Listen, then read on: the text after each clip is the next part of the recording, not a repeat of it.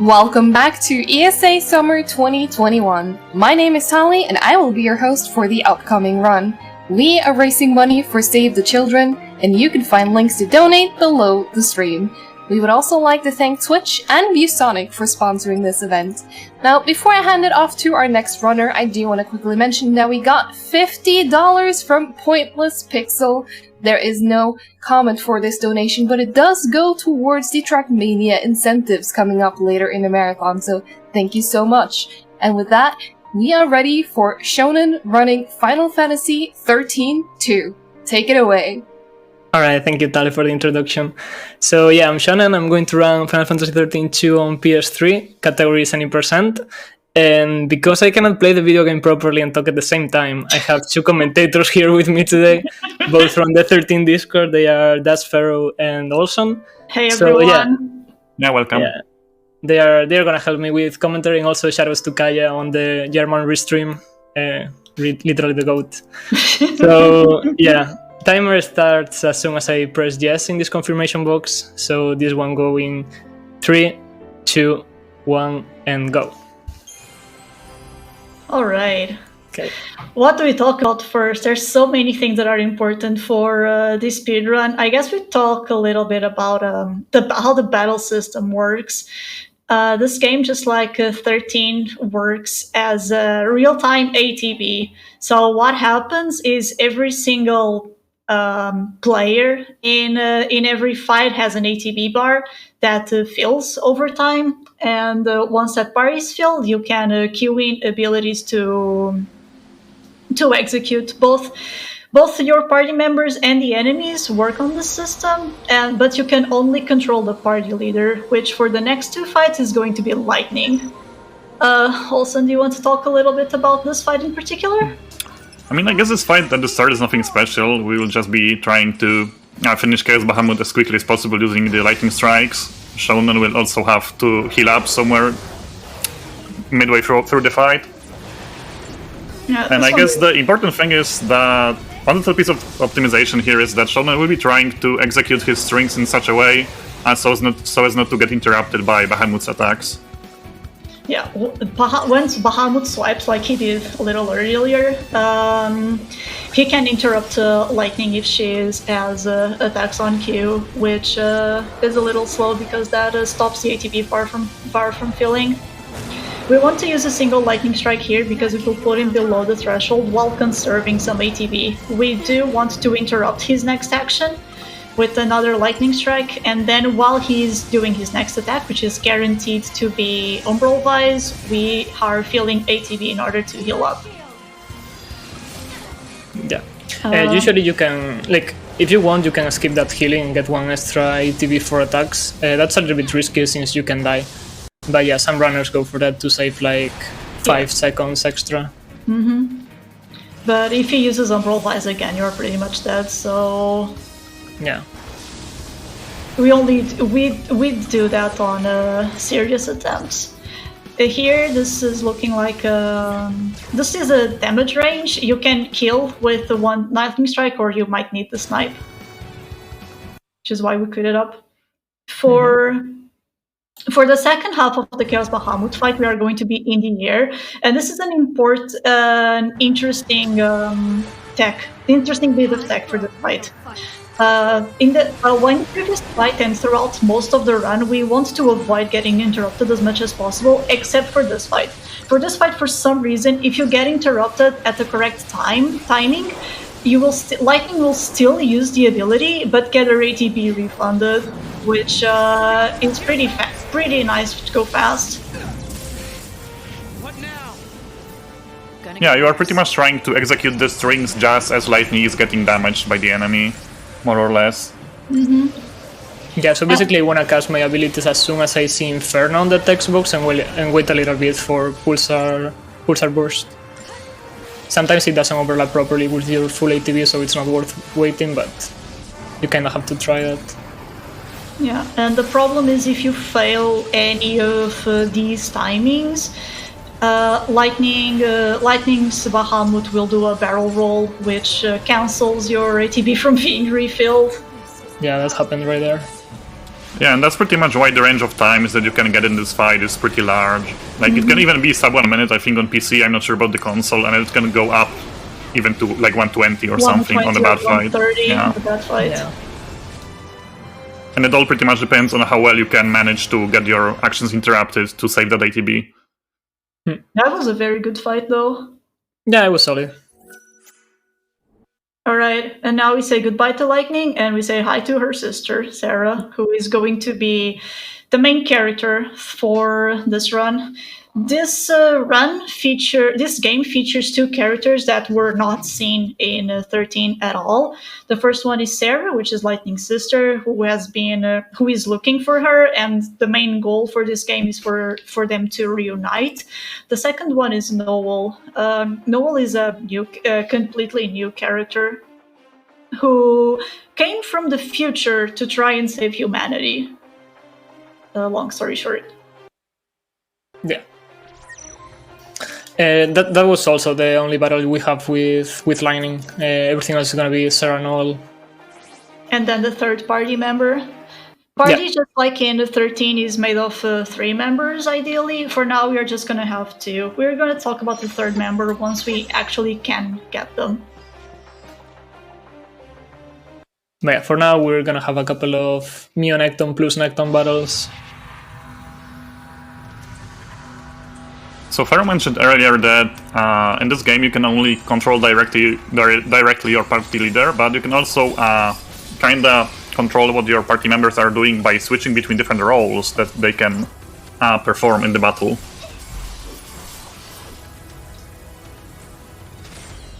Yeah, so we have access to 6 different roles in this game.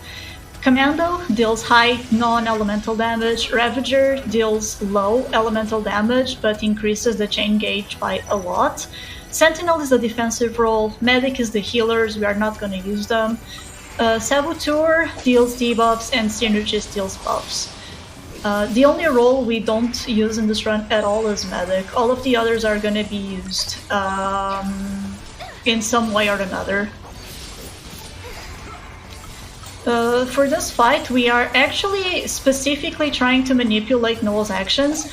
Commandos will always target different enemies, so in there we set up an ATB refresh so that Noel will target the Mio Necton that was already weakened and killed him while we worked on the second one. Then together Sarah and Noel kill the third Mio Necton, while and Noel then kills the single Necton. For now, these next couple of fights are just going to be on the first turn, Sarah and Noel will each kill a Necton, then we work on staggering and damaging the Meo Necton, and then for fights with 4, we have Noel damage the Meo Necton while we kill the last Necton, and then Noel will kill the Meo Necton. If it sounds confusing, it probably is. Yeah. Also, shifting is a little bit precise in these battles too, if you want to get proper refreshes with Noel. For example, there I couldn't be fast enough because of Sarah's animations and Noel backflipped down, but when he doesn't backflip, you get a refresh and he keeps attacking all the way, so you get like 6 attacks in a row. That's very fast. We keep Pharaoh and... I was going to explain about the ATB refreshes that Sheldon and Pharaoh mentioned. So pretty much, since the game wants to incentivize the player to shift the paradigms a lot, the first time that you shift your paradigm or switch your paradigm in the battle, you will get your ATB refilled for free. And then every 12 seconds in battle, you will also get the free ATB refill. So we can like spend all your ATB on whatever abilities you want, switch the paradigm, and you will get your ATB bar fully refilled. Yeah, this we are going to see later on that we have a lot of paradigms on our 6 deck that are doubled. So imagine we're gonna have 2 paradigms with 2 Ravagers and 2 paradigms with 2 Commandos, and that is to be able to optimize our offense and be able to get as many ATB refreshes as possible while still being efficient on the damage output. Yeah. We got 1 Phoenix down from those fights, which is really good. That means we are set for money for the first shop in the run. Yeah, I also saw that I got like 3 potions from one fight. That was pretty good too. Yeah. So yeah, we should be good on Gil already. Is that all you're going to tell me? Your name? for Yeah, now. so the drops in these fights are random, and you want to get as many Phoenix Downs as possible just to make sure you will be safe on money later on. Yeah, And money- depending... Oh yeah, just continue. Go on. Money in this, I was just gonna mention that money in this game can be extremely tight, or is extremely tight throughout the entire run. There is no point where you can, okay, I don't need to worry about Gil anymore. You always have to worry about Gil, unfortunately, right until the very last shop in the run. Yeah, I've had potential run PBs that died because of not having enough gear on the second last shop of the run. Basically because of getting adrenaline with one Orion, that we will talk about it. You basically need to infuse materials that you would potentially sell later on, and that can mess around a lot with your kill if you didn't pick enough kill chests. So yeah. Yeah, we only Definitely do like, tight. what, 5 shops in the game, I think, in the entire run, and most of them are not guaranteed at all. Yeah. I can count 5 right now on top of my head, yeah. Yeah, that's what I came up with too.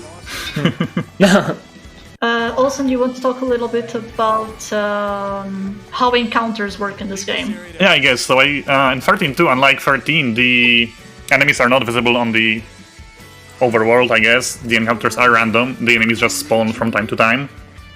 And we have the Mog Clock. And I guess maybe you should explain the Mog Clock, because that will be better. Alright, so whenever an enemy spawns, the Mog Clock will spawn alongside it. You can see it right there. It starts in green, that means the enemy is being passive, and then it will go into yellow, that means the enemy is becoming aggressive. Sometimes enemies can be aggressive from the get-go and they will immediately try and catch you. Aggressive spawns, you can either try to dodge them, kill them, or try to despawn them, which we'll talk about a little bit about later.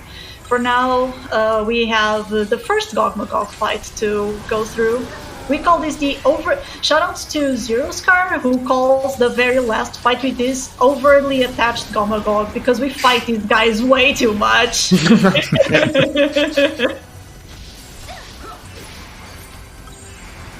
So in this fight, we will be shifting back and forth into Slash and Burn, to chain high, and to stagger the enemy. Like Pharaoh mentioned earlier, Ravagers are good at increasing the chain, which is the percentage you can see in the top right corner. It is pretty much a damage multiplier, but once we reach a certain threshold, we stagger the enemy, and that increases the chain gauge by 100%, so that increases our damage output a lot.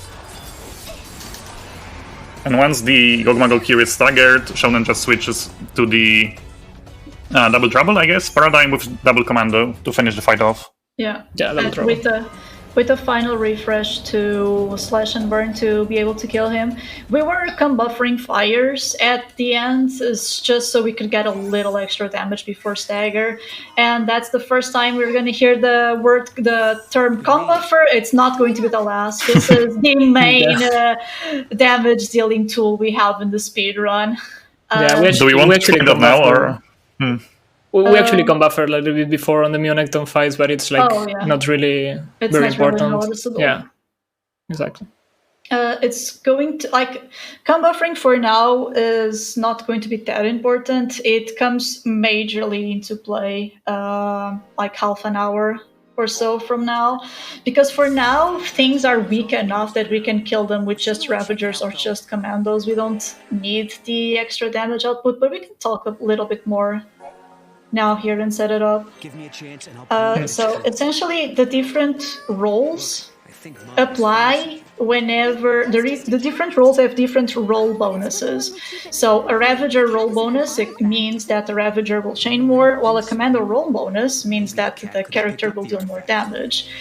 That essentially means if you throw a spell on Ravager and then shift to Commando while the spell is in midair, it will gain the Commando roll bonus and effectively deal double the damage it's supposed to. This is extremely important for damage, because the way this run is set up, we are only going to level Sarah and Noel on Ravager, which means they will only gain, or they will gain far more magic than they will strength.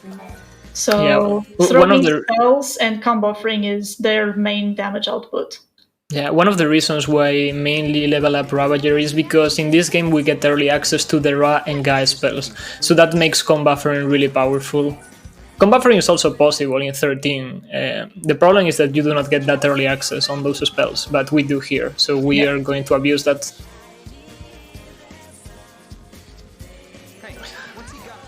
And I don't know, Tale, if you wanna read some donations right now that we're chasing a kid, it will be nice.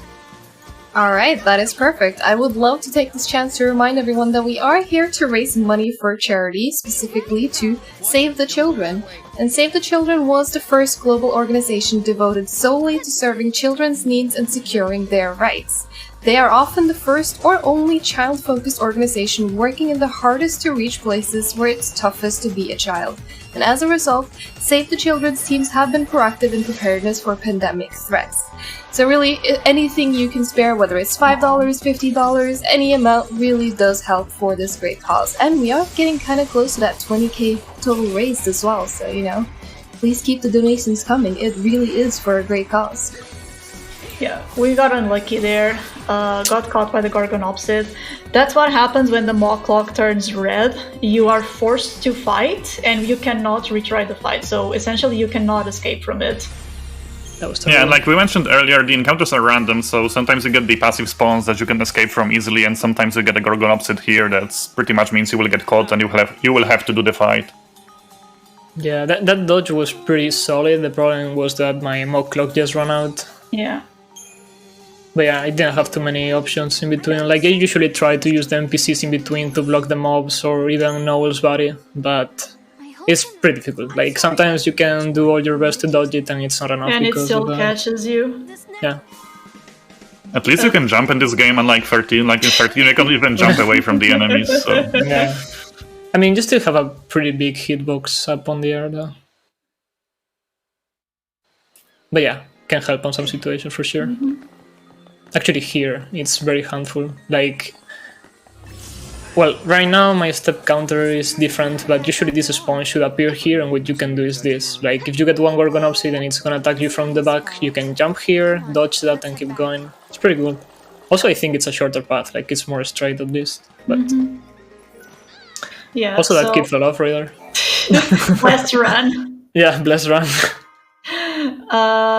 We just went around looking for an artifact. We didn't find the artifact. We found random trash, a kid and a cat. With all of this out of the way, we're actually going to find the artifact. The artifacts are important because they open gates. Each artifact will open a specific gate, and each specific gate will allow us to head into another place in time and space. Yes, XIII-2 is a time-traveling game, and therefore is a game that makes no sense whatsoever. Yeah. I mean, to be fair, most Final Fantasy games don't make any sense, so I guess it's true. okay. That is also true. Yeah, this is the very first artifact we get, so we are going to leave New Bodom 3 after the fall, and we are going to head into the next world, a couple of years into the future. But first, a menu. Do you want to explain what this menu is for, Olsen? Yeah, sure. We level up our characters a bit to increase their stats. We changed our paradigm deck. And like Pharaoh mentioned earlier, we will be getting 2 copies of Double Trouble and 2 copies of Dual Casting. So 2 Double Commando and 2 Double Ravager setups. Just so we can switch between the same paradigm to make use of those ATB refreshes that we explained earlier on. Yeah. And the Crystarium in this game is essentially the Sphere Grid. Oh no, another Gorgonopsid. Maybe I can dodge it. Nice.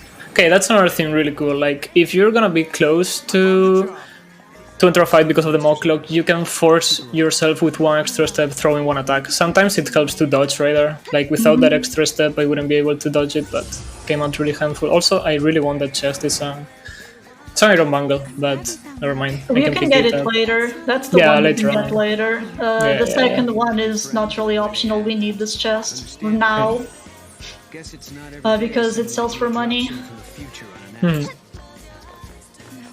But yeah, that slight Crystarium menu with the Paradigm deck. That Paradigm deck will essentially be the one that we are going to carry throughout the rest of the game with a slight adjustment in about 30 to 40 minutes. But this one we are going to use for a very long time. And this is the second fight against the Gog Magog. This one is, in my opinion, a lot more simple. We have to stagger it, otherwise we cannot deal damage to it because of the barrier. So we just chain a couple of spells on it and start damaging it, being mindful of the swipe so Noel and Sarah can't get interrupted. Once the staggered and his chain is high enough, we just chug ruins at it until it dies. Yeah, so we pretty much want to make sure that when Magog does the swipe, Noel is on the ground so that he doesn't get knocked up, because that loses time. It was a clean fight. Yeah, it could have been better, but Noel got stuck on ATV, but it's okay.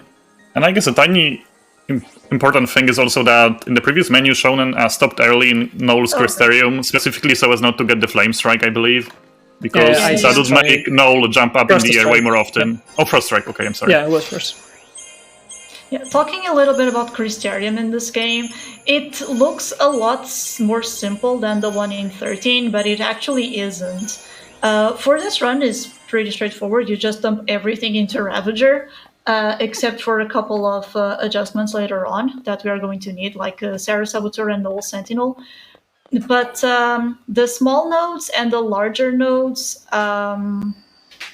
give you different stat bonuses, and you need to be very careful which stat bonuses you get according to the role that you select. Otherwise, you might be stuck with unplayable characters. Yeah, so now we're gonna take the first gate and we're gonna go to the Brescia Ruins.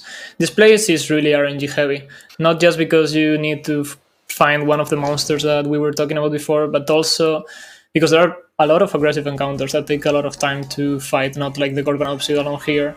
So on that case, we might start using another thing called Crooks Out. So we basically can escape encounters by going back to the map, but that costs us about 30 seconds, warping out and then warping in again.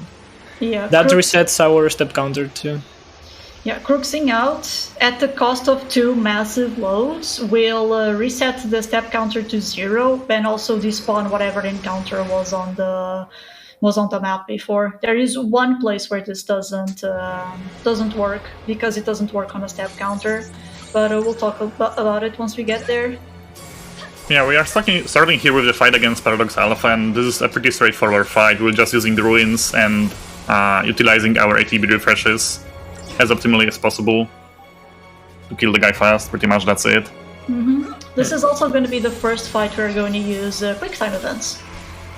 As this... What the does cuties. This call them? The cuties. Yes, the cuties.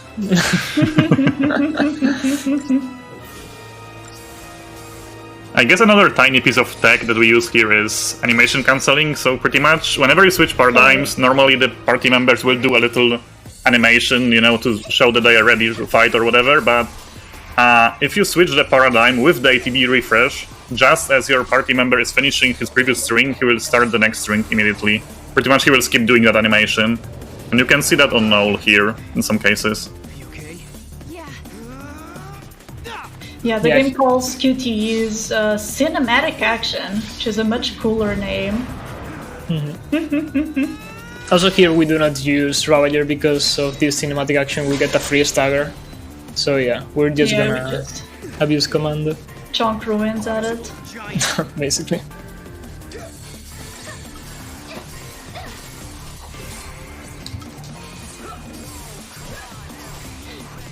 Okay.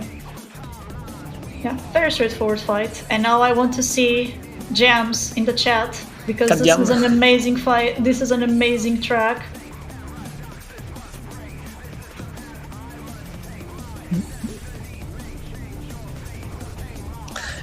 Also, if you have any donations, Tali, go for it. Yeah, this cutscene takes a while.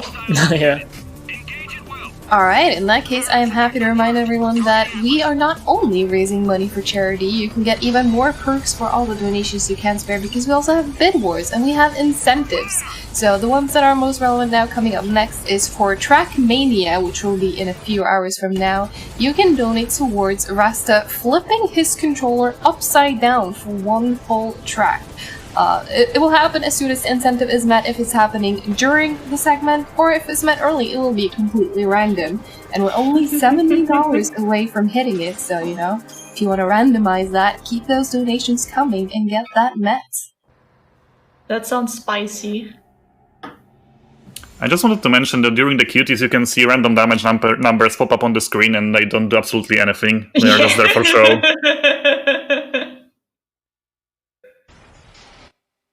I guess they decided it would look better with damage numbers on the screen, I don't know. Yeah, I don't know.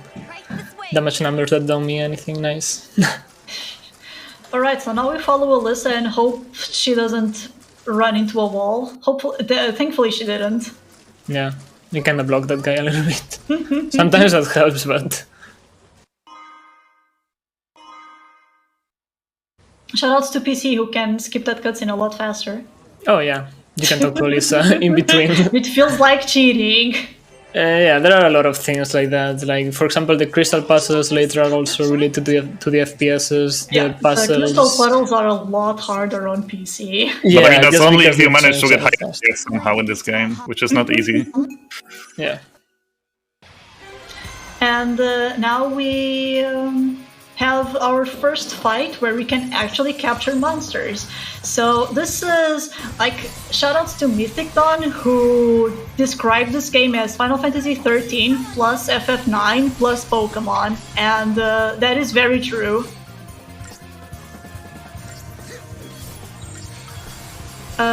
So for every single one of these fights, we have a chance. From now on, we have a chance of capturing a monster to add to our party. There are 2 monsters that the run for any percent absolutely requires, and one of them has to be caught in this world. So from this point forward, we are going to be actively looking for it and then trying to capture it. It's going to be a Necton, and it's a 15% capture per monster that we defeat. Yeah, also shoutouts to the Sword Metroid because that guy tanks like 20 Yeah. wins. What a champ. Figures. They are definitely a lot weaker in 13 though. Right? Yeah. Like they got buffed a lot Yeah, in this they game, got I guess. buffed a lot. Yeah. In 13, Was they it- just die. Was it Titan the one that called chickens to those robots, and now I cannot stop thinking that they are chickens? I mean, they kinda look like ones. Yeah, I think it was Titan, right? Yeah, I'm pretty sure. But yeah, the fact that we need to catch Necton here is why Shonen mentioned that there's a lot of RNG, especially in the early game, and that's why This is the early one game of is the heavy places reset where point. you will absolutely reset a lot. Yeah, this game is very, very resettable. Yeah. Like the first 30 to 40 minutes are just awful in that regard, for sure. Yeah. So a little earlier on, we gain access to the Mog Hunt ability.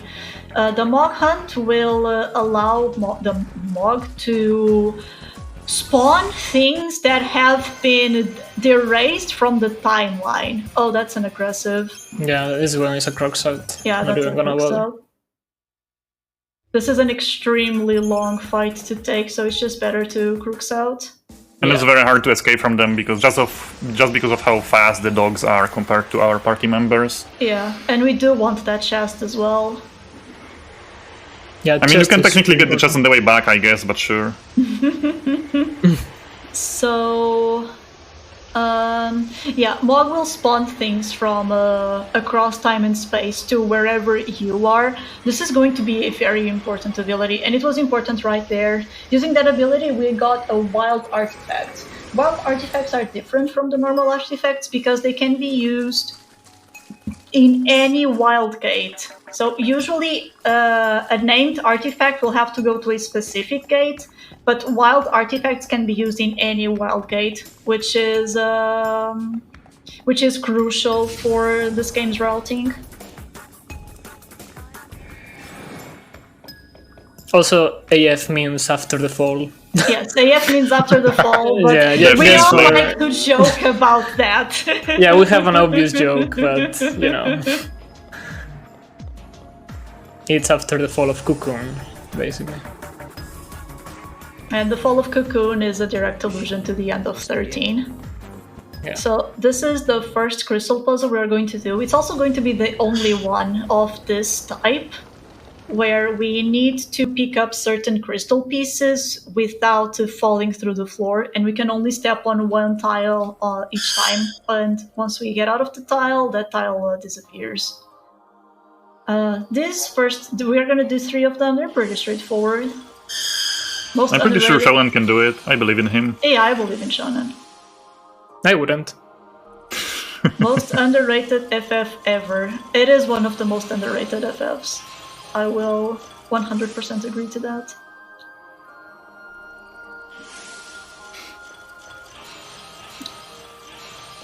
This game exists for PC, but we are playing on PS3. This game on PC comes with a lot of issues because it's a very good port, except it isn't.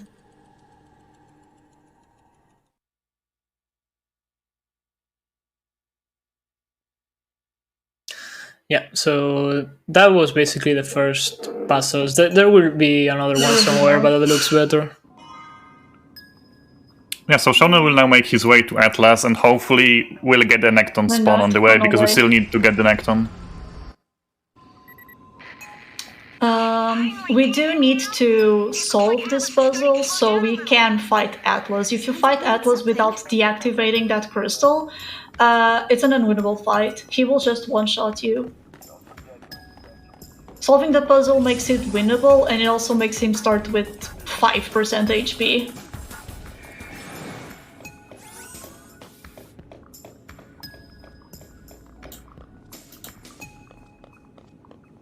So fingers crossed we got a Necton Yeah, spawn soon. one more This spawn, one let's will- go. Yeah, the last one, that's it. The last chance to not lose time. Nice, okay. Not the best, but Nice. it's one. Let's go. Alright. So getting the spawn is the hard part. Grinding for this capture is very straightforward, but it can take a while because it's only 15%, unfortunately. But yeah, pretty much if you don't get the drop, you can just retry the fight, and they will spawn back again, so we can Yeah, just as try many again. times as you like. So hopefully we'll get it quickly. Okay, not bad.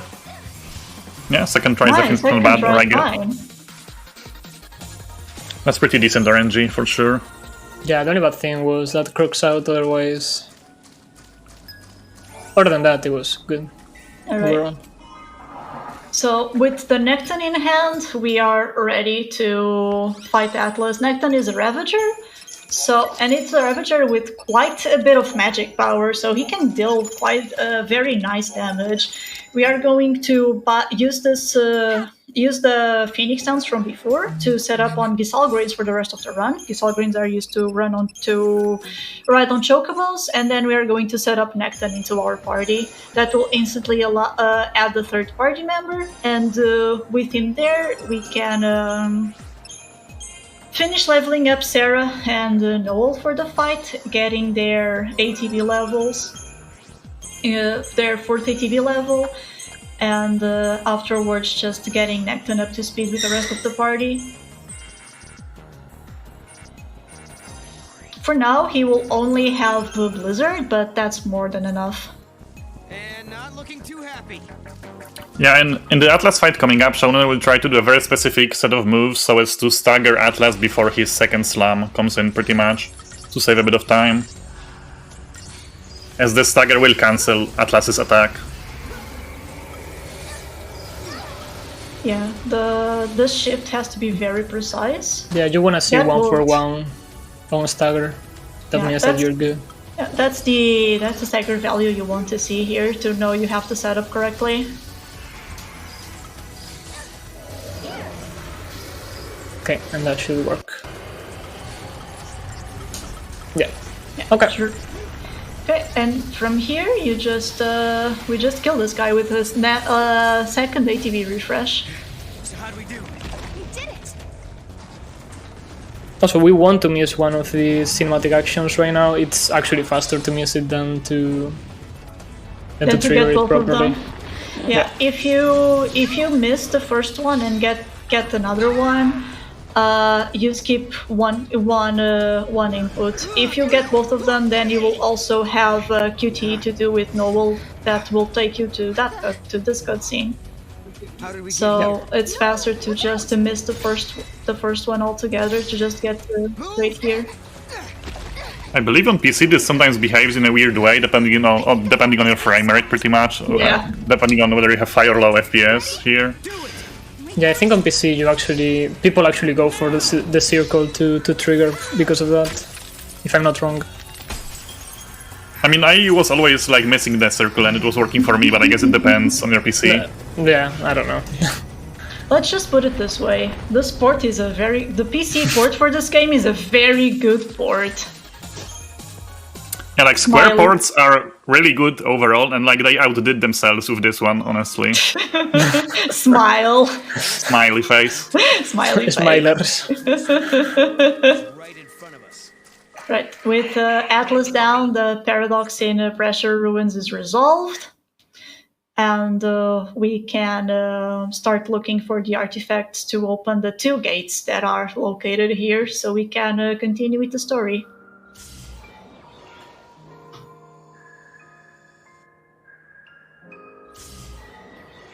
All the smiley faces in chat, nice.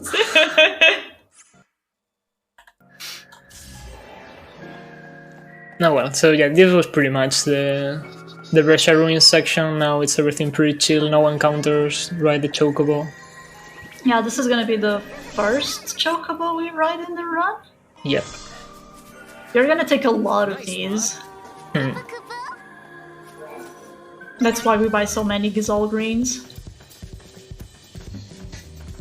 Yeah, mostly because of the red chocobo. That guy is not nice. What do you mean? It has the best track in the game. Yeah, worth it. Moogle Age. And yeah, we get after you kill Atlas, these 2 artifacts spawn in. You do need to use the Mog Hunt to actually collect them. Yeah, but once we basically the Mog Hunt reveals artifacts or items that are on a paradox situation, so they are on a different timeline or whatever. So yeah, I don't think we talked about it. But yeah, that's pretty much it. Throwing the Moogle is one of my favorite things in this game. Yes, there is going to be a lot of Moogle throwing. It's optimal. It feels very bad when you miss though, because then you need to try again. Oh yeah, especially the one on Ferril, man. Like that one is tough. Yeah, that one is hard. Yeah, when it bounces off the edge, that's just awful. Yeah. The important thing is to participate. At least my We mom are said that. participating. We just need Gahongas to be nice now. Yeah, mom would be proud. I am proud of you. Thank you also, people Pat. So even though we unlocked Sunlit Waterscape, we're not going there. We are going to backtrack all the way to New Bodom 3 AF so we can get our first Graviton core. It's faster to come here now than to get it later because we'd have to do a lot of backtracking on the Historia Crux. And like Pharaoh mentioned earlier briefly, the game runs on a step count, kinda similar to the older FF games, so pretty much the more we run around the world, the higher the chance to get an encounter is, so Shonen will force the encounter here on purpose to make sure he will not get one later on. Yeah, one of the very important things in this run is having very good control of your step route. And To knowing where the encounters are and things like that. To make sure you get encounters in places that are favorable to you. Yeah, because the step counter carries from one place to another. Okay, I have to move. Yeah, that was not nice. Oh no. This is the worst. Oh no. Yeah, that was unlucky. I got That on a was bad unlucky. position. Anyway, I'm Parking gonna the with this chocobo step there is counter. actually difficult. Yeah, anyway, I'm gonna with this step counter even though it's pretty bad. This might be a bad idea, but... I mean, just don't get We live unlucky, for I the guess. bad ideas. Yeah. Just don't get unlucky, mate. Do it for the Vine. Alright, now it's actually too early for us to get to Sunlit Waterscape. We cannot deal with this guy with the boss that we have to fight there with our current setup, so we need to progress through the story from another angle first, and that means opening the second gate in the Brescia Ruins. Yeah, that was a pretty good blind chocobo. Like, when the screen turns white on different sections, you can move with Sarah. This one is probably one of the toughest one to do, so you need to move with Sarah's body and also move the camera. So you end up on a position where you're like literally facing the chocobo. I think that's the movement that took me the most time to get into muscle memory. But yeah, like out of curiosity, usually when you see the screen glowing white, you can already move. A small thing here, Shonen will try to stay to the left to make sure Mog doesn't get stuck on the railing pretty much. Yeah, Yeah, main but he reason why I behaved hate there. Mog. Yeah. Nice. Main reason why I don't like Mog. Sometimes makes you lose time here. Yeah, I 100% agree with what Maxi said. The story for these games, especially 13-2 and Lightning Returns, is all over the place. The story for 13 is actually a lot more solid than people give it credit for. But the gameplay for all three is absolutely top-notch, especially for speedrunning. It's so much fun. Yeah. I think the only mistake happened with 13-2 is that it was released on an era with games like Heavy Rain and stuff like that, where you like there was like some kind of trend with decisions, actions, and like The Walking Dead, all these games. And I feel like Square Enix tried to do something like this, but it didn't pay off as well. You have one choice, and it's a fake choice because no matter what you choose, the outcome is the same. It would be nice to get multiple endings. That would be really cool. I mean, choices matter, by the way. Suck. Yeah, also another game that comes to my mind is Beyond Two Souls. There were a bunch like this, so I guess they tried to replicate the trend on the game. Do we have time for a donation? Oh yeah, go for it, Tali. Alright, perfect, because we got $20 from Taru saying, probably an unpopular opinion, but 13 Trilogy is better than 10 and 12. Great commentary, good luck to Shonen, and thanks for the great event. Thank you so much for the donation, and keep them coming. Thanks a lot. So yeah, I got lucky, so my step counter was kinda nice, even though it was a little bit high, so everything's good. Hopefully I don't die to a behemoth right now. Yeah, so in this area we tried to use the spotlights to avoid the enemies, and if the step count is correct, the behemoth should spawn just as we are closing in on the last spotlight, I guess. Yeah. Yeah, there it is. That's perfect. And then you can easily escape. If you get caught by one of these, you actually cannot win the battle, so the best thing you can do is to die. So you retry and end up on the same spot. Also another like 20-30 seconds of time loss, pretty much like a crux out. Yeah, if you get in a sticky situation with the behemoth, you can either crux out or you can force the fight and try to die as fast as possible. The good thing about it is Lightning and Sarah get one-shot by those guys. You are not meant to fight them, and the game is very clear about that too. And this is another spot where you can get an aggressive encounter or a passive one, and sadly Shonen got unlucky here, so he has to crux out again. You have a lot more aggressives and passives on Yashas. This place is absolutely miserable sometimes. Yeah, Brescia and Jaskas are... Like, you have to rely on getting a good Necton, a good Gaungas, good encounters. There are a lot of things, and this is only the early game. There are even more things later. So getting a perfect run, I think it's something that I've never seen in this game. And you can also see Shonen picking up some chests on the way, because we will be doing another shop in a second. We will be buying some Magician's Marks to increase our magic and thus our damage output pretty much. Yeah, Shonen goes for a fairly unique route. He is one of the few runners who only buys 2 Magician's Marks. Most runners will buy 3 to increase their damage output to the maximum. Shonen prefers the survivability, which with a different setup doesn't really cost you any time either. Yeah, so, pretty much you're pretty much gaining more stagger percentage for Chichu with the way I do it, but like that from a 10% extra damage is pretty much the same. Okay, we can talk about Aloydai. Where do we start? I mean, I guess this is the first fight that's actually really difficult, and this is the first fight where you can really die if you don't do the strat correctly. You change the leaders twice. Yeah, I did. Whoops. Yeah, Aloydai can either use the Shelga or the Protega. We don't want to see the Shelga. If we do, we Monka. No, I got the easy one. That's not fun. Nice. No fun allowed. Oh. No fun allowed. Oh wait, we wanted the Shelga. Oops. Yeah, so the Protega is free. But yeah, pretty much the Protega decreases our physical resistance, so Aloydai will use swipes, the physical attack, instead of ruining us. And the pattern is way easier to deal with. The scary thing about this fight is that if you push his HP to a certain point, before he can throw the second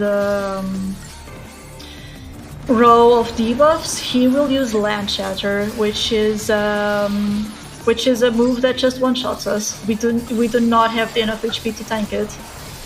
With the Protega, you are guaranteed to never hit the HP threshold before you start killing him. We see a little bit of Land Shatter there, but he was super weak. It was super low. Just a small jump scare. Oh well, yeah, that was... it's... One of my favorite battles is Aloydai with the Shelga, because you use a lot of resources that you have at your disposal. So you're using Ravagers, you're using the Sentinel setup, you're using tank potions, so you have to keep into account your keep value in order to knock that cat by Ruinga. There are a lot of things. Also, you're using, of course, the refreshes. It's really nice. But yeah, it can work poorly if you get really high rolls. So you trigger an early land scatter. Land Shatter. Yeah. Meanwhile, plot is happening and we just met Hope, I guess. Meanwhile, plot. Plot, yeah. So this places 10 years into the future of the end of 13-2. That means Hope is 20-something? 23, 24, maybe 23, yeah. 23. That means Hope is 23. And guide her country. You.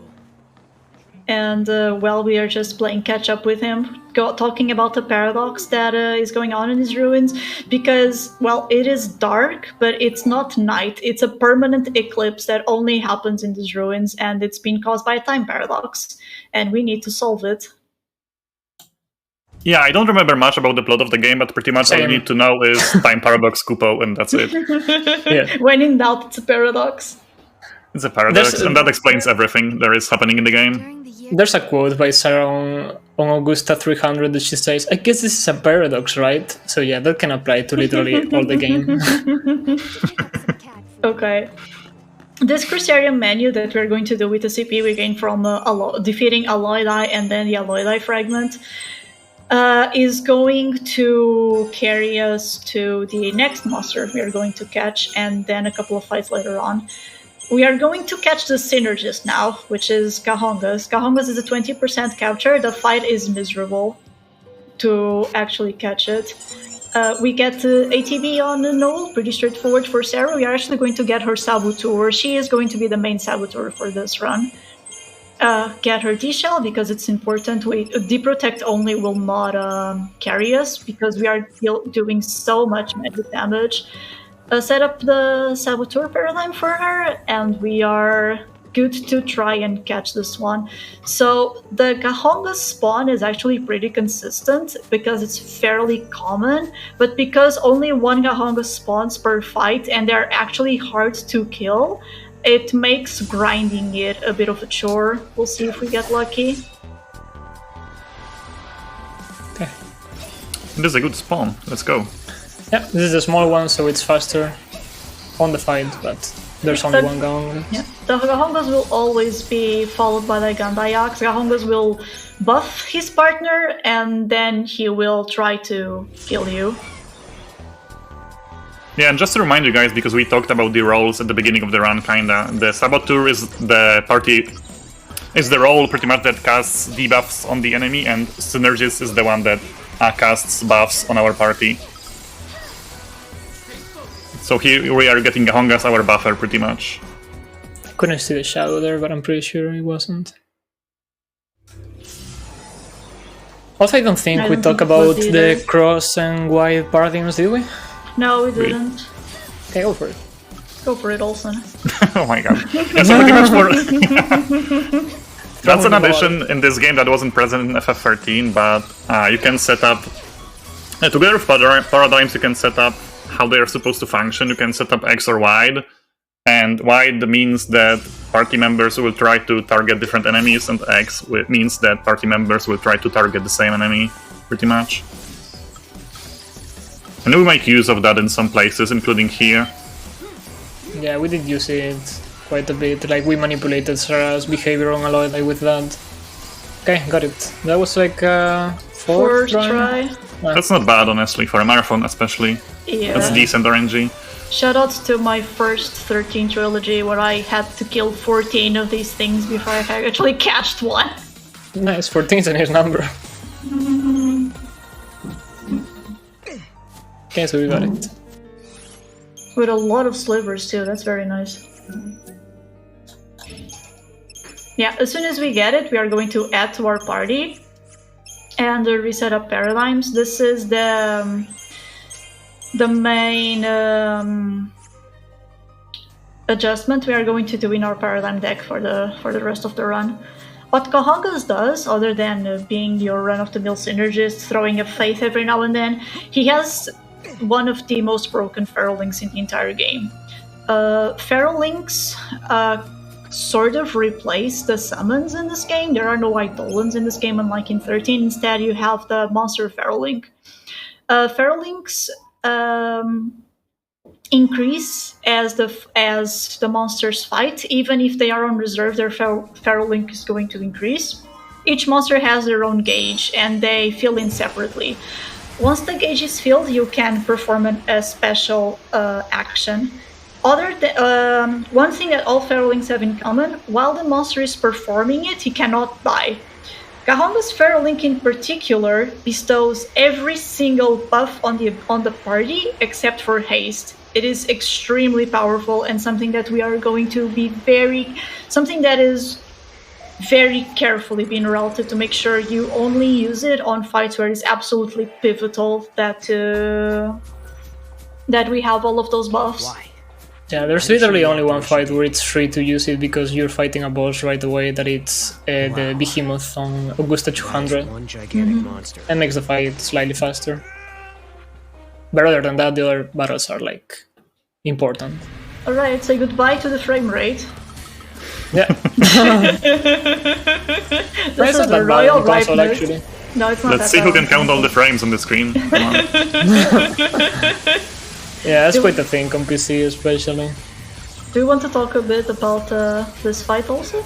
Yeah, sure. So we are starting off by casting T-Shell on the enemy to increase our damage. Then we'll hop into Malevolence for Kahongas to Faith Null.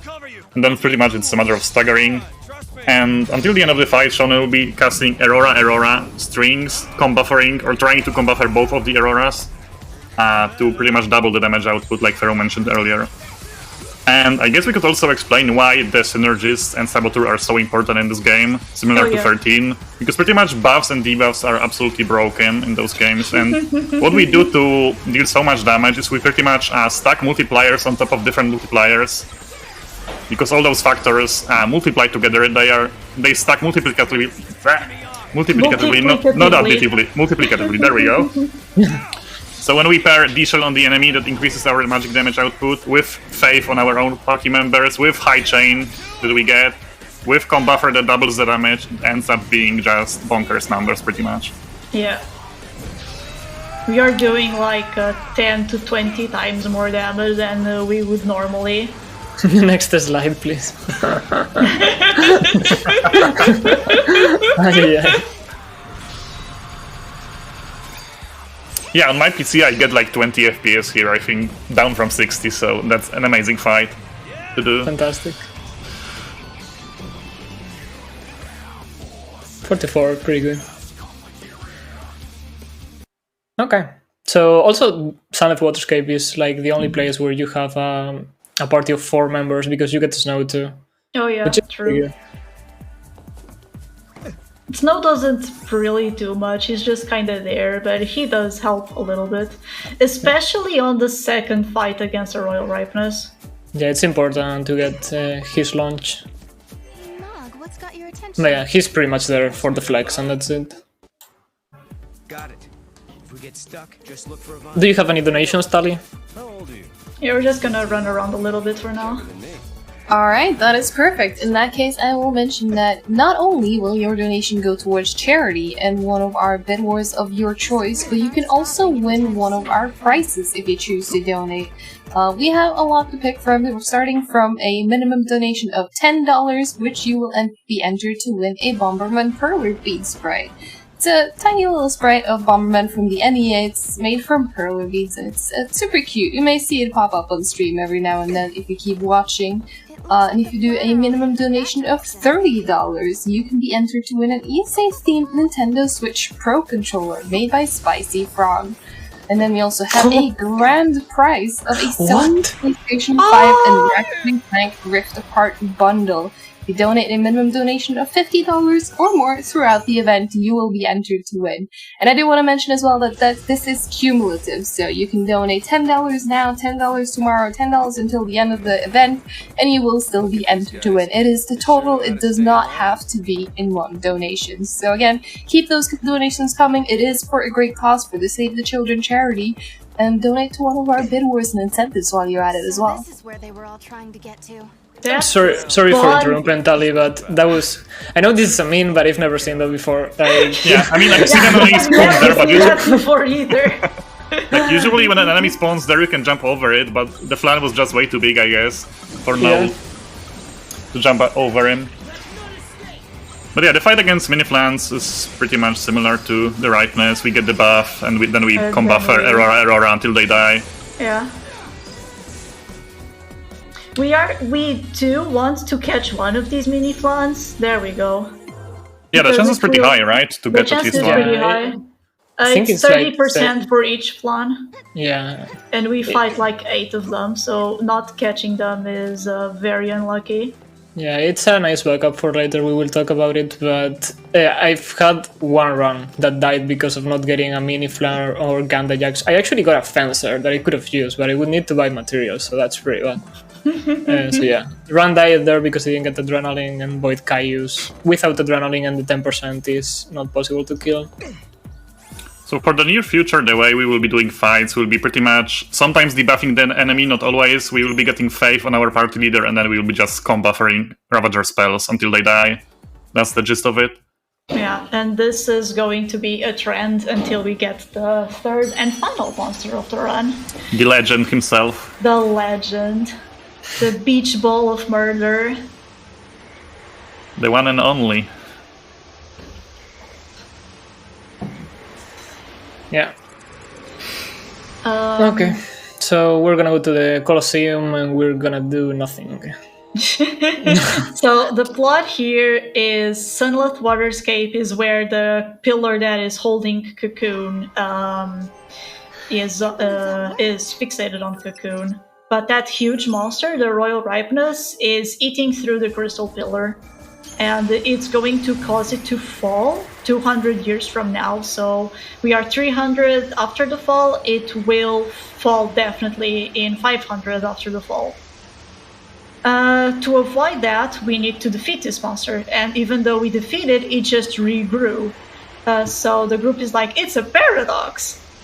And with 2 gates on Sunlit Waterscape, they made the very accurate deduction that both those gates must be related to the paradox that is feeding this gigantic monster. So we went to the first one and got the white hole gem. Let's check it out. We are going to go through the second one to get the black hole gem now, which is not going to be as easy as the one in the Colosseum. The one in Colosseum, we just talk to a dude and he gives it to us because he doesn't want it anywhere near. And here we can talk a little bit about route differences. Oh yeah, so basically there are 2 different routes we're going for. There's the late Graviton Core and early Graviton Core. For console, it's definitely better to go for late Graviton Core, but for different PCs, it might be better one or another. That's related with the amount of encounters that you're gonna get on Academia 400. On console, you get a lot of them, so it's not worth to go for the early one. But on PC, because of how the the hitboxes for every encounter to spawn are a little bit weird. You might be able to not get any encounter, so it might actually be worth to go for the early. The thing is that the early Graviton Core, I think it gets 2 more extra loading screens, which is of course bad for console, aside from the amount of encounters. And yeah, that's pretty much it. So basically, for that section, you cannot cutscene skip if you go for early, because you need to get 1 wild artifact there. Yeah. On that section, actually, it's one skip. One of the cutscenes we skipped. We are riding a monster that is friendly for some reason, allows you to ride on its back with no problem. And while you are riding it, there are several chests that you want to throw Mog towards, and also the wild artifact. If you want to do early Graviton Core, you cannot skip the cutscene until you get the wild artifact. If you're doing late core, then you can just skip at will.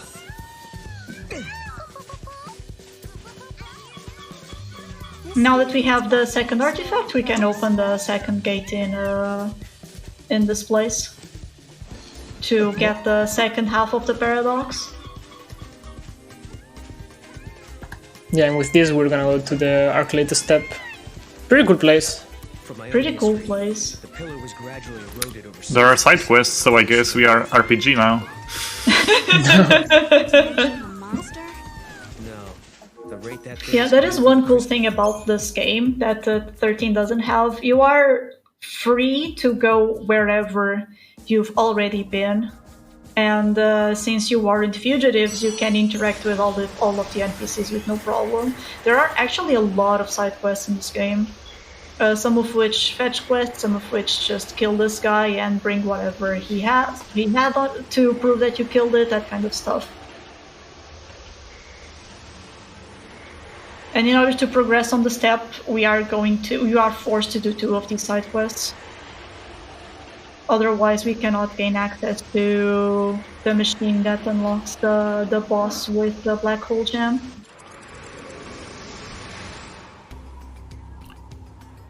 And in the village, Shonen will be picking up an item called a Grimoire Hat, and that's another source of route differences, I guess, between different runners. Shoutouts to Zero's car, who still runs with Grimoire Hat.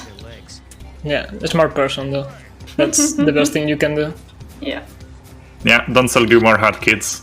Yeah. Just save it for later. I would definitely like to use it, but you know. Gotta go fast.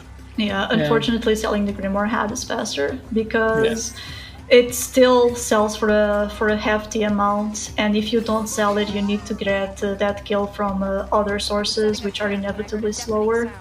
Yeah, it's pretty much an accessory that increases the efficiency of your potions, so it helps a lot in the late game boss fights in terms of your survivability. But you can also sell that because it's worth a lot of money, and thanks to that you can skip picking up some chests later on. Yeah, shoutouts to Connery, the wizard of 13-2. Right. Let's go.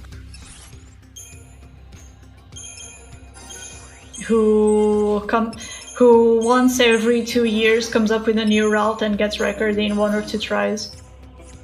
Yeah. I'm pretty sure that when he came up with the Grimoire Hatless route, he just got the record first try, Yes. like first round he did it. Yes, that's exactly After not what touching the happened. game for like a year or something, that's just Yeah. incredible, yeah. So the first side quest you have to do is the Goblin Fragment. You want to talk about this fight, Olsen? I don't want to talk about this fight because this fight is awful, but pretty much first we want to try to kill the Chocobo because it hurts a lot, so you want to finish that guy quickly, and then we switch to the Goblins. Other than that, it's the same as usual. We get the Faith, we get D-Shell on the enemy, and hope it doesn't murder us too much. Oh no, Noel is I'm getting getting destroyed. murdered. Yeah, like if Noel gets focused hard, it gets really dangerous really quickly because the Chocobo deals a lot of damage. I kinda needed that potion, so I think I'm fine now. Yeah, I got good AoE right there, nice.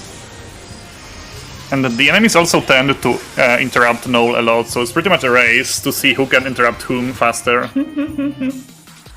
Yeah, that would have been a very good fight if the start wasn't that bad, but Well, 38 is still that's decent, it's still decent really for good. sure. yeah, my best was 25, but yeah. It's one of these golds that I know it's very difficult to match on. In theory, versus my splits, you can save 1 minute here, but that relies on getting a perfect Goblin Fragment, very good ships, very good encounters, a lot of things. Speaking of sheeps, we are going to throw the Moogle a lot. Yeah. Oh yeah. So for some reason in this game, the ships are attracted to Mog, and maybe it's something that you didn't know casually. So yeah, we're gonna abuse that to stop the ships from running away from us and catch them. And this is another place where having correct step count is very important, because when you throw the Mog away, your Mog clock goes down very fast, so you need to make sure you don't get an encounter while Mog is away from you. Yeah, also the ship is not behaving really nice to me. Okay, now she is. So hopefully after the second sheep, Shonen will get an encounter, and then he should be safe for the third sheep. Third sheep. Yeah. Yeah. The second throw is definitely very scary. Yeah, because Yes, you're like okay. 2 steps away from the encounter usually, exactly. Yeah. Because we just fought the Goblin Fragment, the step count is very consistent, but that means it's literally right there, so if the second ship isn't nice, it can absolutely ruin your run. With forcing a Crooks out. Not a great encounter there.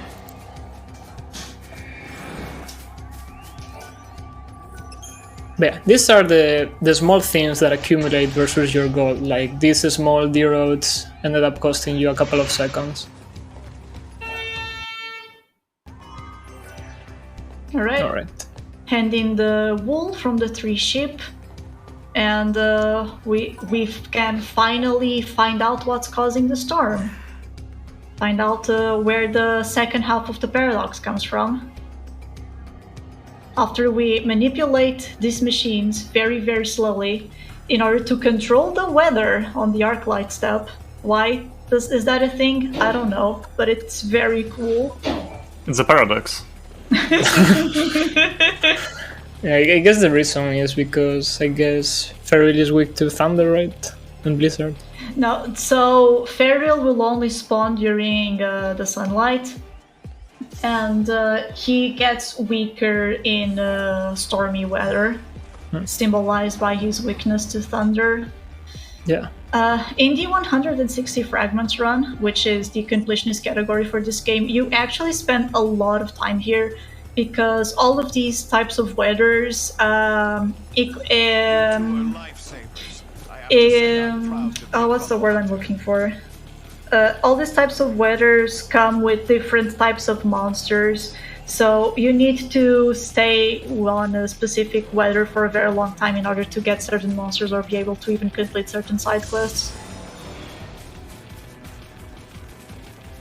That's a very nice spawn for Ariel. Yeah, that was nice. Alright, and now for the dragon fight. Yeah, this is one of the few fights where we're using strikes, literally the first one out of 2.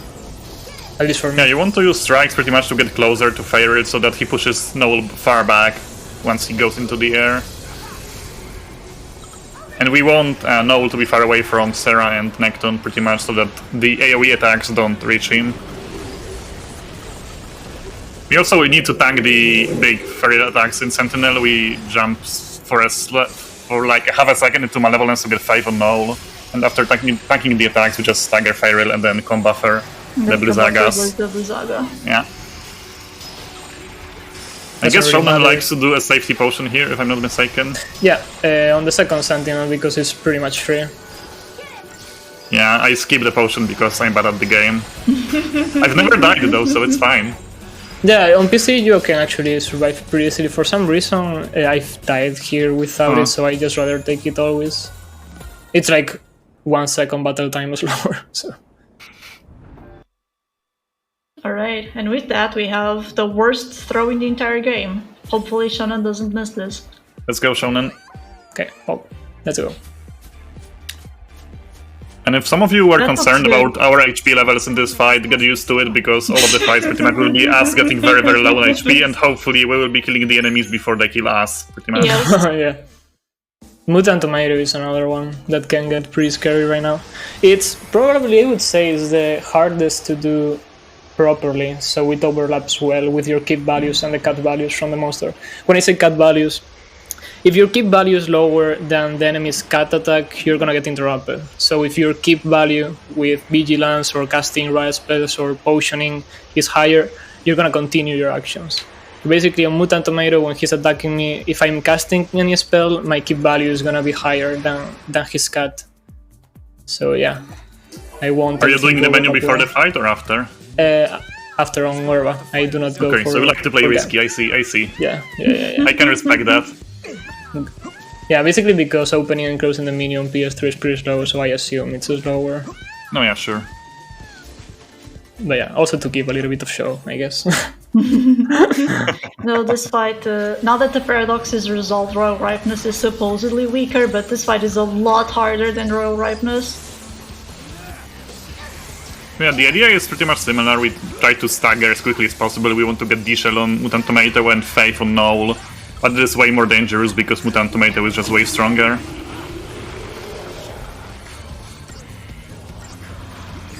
Yeah, Mutant Tomato has access to Haste, Faith, and Bravery, which is completely insane. It's like D is using everything we used against it, and now he's just taking it and throwing it back in our faces, and it hurts. Yeah, except we do not get haste because it got nerfed in this game heavily after how broken it was in 13. Sadness. But once we stagger, we are actually safe. We can just keep Mutant Tomato hopefully interrupted. That was very tight. As long as Snow throws. Yeah, so you can. If Snow can even kill your runs in 13-2, it's not enough that he's not launching. Like I mentioned earlier slightly, some runners on PC tend to do a part of the menu here before the fight, and then you get Eroga on Null and can launch Mutant Tomato yourself without relying on Snow. Yeah, that was close to be very good. Like, as I said, I overlapped my attacks pretty good, so I didn't get cut. I got cut on a situation where I didn't have ETB, so it's okay. But yeah, sadly Snow didn't launch when I wanted, so I lost a couple of seconds there. Anyway, it was good enough. Yeah. Also, when you're throwing Mog, why? What? Okay. What? Oh, okay, he came back on time. Jesus. Yeah. Oh no. Okay. That was when you're throwing really Mog, early spawn. yeah, me there also. That's interesting. Yeah, when you're throwing Mog and you get one encounter, your clock Mog is pretty much going to disappear instantly. But yeah, the timing was decent there for that not to happen, but still one of the frogs catch me. Me there. Now we are finally going to Erba, and that means puzzles. Yay! Yes. Yeah, first a quick first, visit to the most important place of the game. I forgot, excuse me. But first, these messages from the Void Beyond. Yeah, we're literally just gonna warp there and go back. Like, there's Essentially, there are a couple of artifacts in the game that are booby-trapped. Instead of taking you to where you're supposed to go, they take you to the Void Beyond.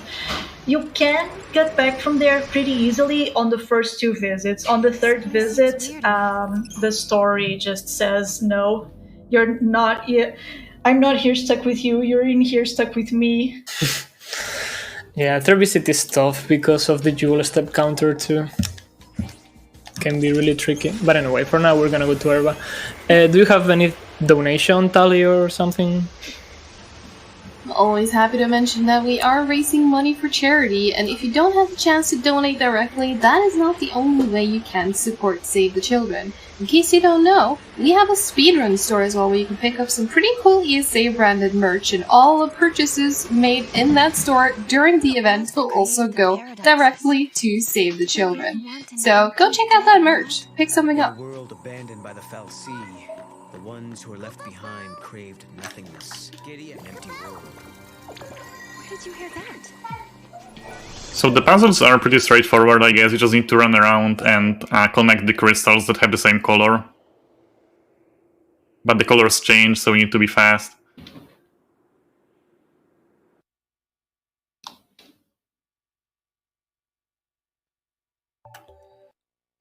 So each puzzle is basically a monster we encounter during the game.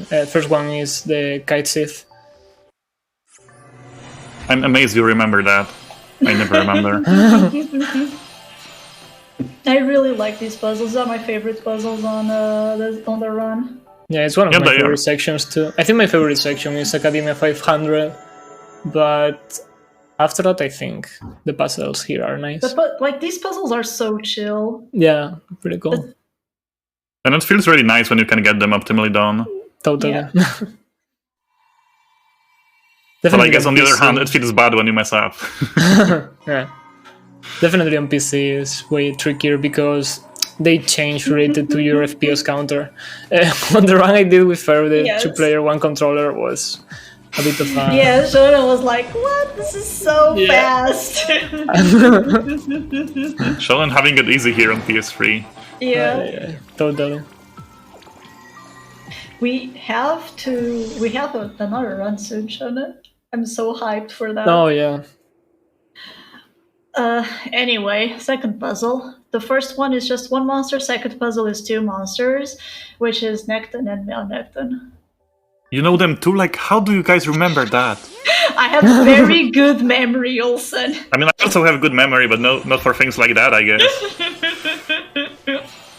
Like, I don't even remember the puzzles, and in every time I do a run, I need to check an image that I have that like explains the route that I need to take. Yeah, like, I need to look at it briefly just to remember what I'm supposed to do. For me, the key thing is that you pretty much start always top left. And Yeah, then it's all what I do too. Just start top left, and then but where do you go from YOLO there? the rest. Yeah, then just a spin. Let muscle memory take over. Yeah, these are being super clean.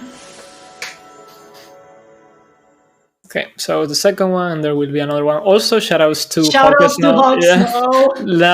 Literally saving me a minute on world record. So this is funny. Like on the FF Relay 2 years ago, he went for a different route. Nobody paid attention to that, and I randomly watched one of his streams, and I said, "Okay, this is faster." So I started doing it. People were not doing that. Yeah. Basically, here you can despawn this artifact, this graviton core, sorry, and then you can throw with mode. Before we were taking a lot of steps to get here with one chocobo, jump over this platform and then rebuilding, and it saves literally a minute. Yeah, just despawning the artifact and throw Mog. Like the throw is free. It's just no one knew you could respawn the artifact from that location. We thought we needed to get up there with the chocobo, but turns out the Mog hunt doesn't really care about height, it just cares about the distance. Yeah, basically the horizontal axis is the one that you have to pay attention to. Yeah. And this is the final crystal puzzle. This is going to be 3. Which is Pulsework Soldier, Bomb, and Pantheron. I didn't even know the name of the first one. I had no idea we do the Pulsework Soldier here at all. Like the previous ones at least like seemed correct, but this one like I had no idea. Yeah, I had no idea for a long time too, and then I checked the Wikipedia for a completely unrelated. It's like, this is Pulsework Soldier. I'm like, no, it isn't. It definitely doesn't look like one. It doesn't look like anything. The bomb is the easiest one, though. Oh, yeah, the bomb totally. is free. It's actually faster to wait here and for this crystal to change. I think it's the only one where it's actually faster to wait. Yeah, it is the only one. And the last one, Pantheron is the hardest one by far. Yeah, because it of is a bit awkward for sure. Because of the holes. And then if you run 160 fragments, this becomes the norm. But no one is dumb enough to go for that route, to go for that run. Because if you think this run is RNG heavy, imagine this times 10 throughout 9 hours, and that's 160 fragments. I'm just so happy that on any person you don't have to do the clock puzzles. The clock puzzle. Those ones, oh my god, yeah. Those are the worst. No one can do the clock puzzle. We just set up the program to do them for us. Yeah, it was. I was watching Zero doing them really fast, and I was like, damn. I literally do not know how to count.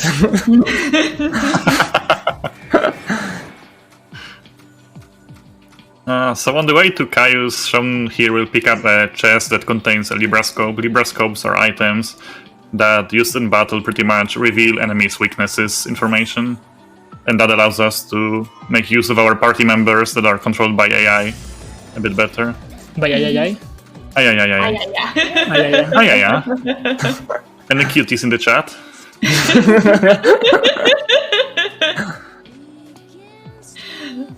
And right before this fight, we have another menu to go through. This is a straight Crystarium menu. We spam Ravager on Noel, like always. And for Sarah, we need to get one node on Saboteur, other than the node, all of the nodes on Ravager, in order to get her Saboteur bonus 2 on her very last Crystarium menu. The Saboteur bonus 2 will essentially allow her to debuff enemies faster, which is very important because late game battle timings are very precise. If she isn't debuffing things when she's supposed to, then the fights become a lot harder.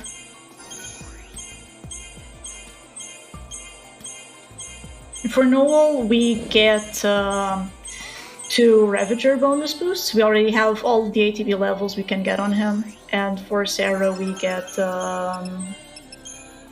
Saboteur bonus boost and then her final ATB level. And with that, we're ready to face Caius. Hey, hold on a second. And this is the first fight where we are using the Feral Link, right? Yes, This is the first fight we use the Feral Link.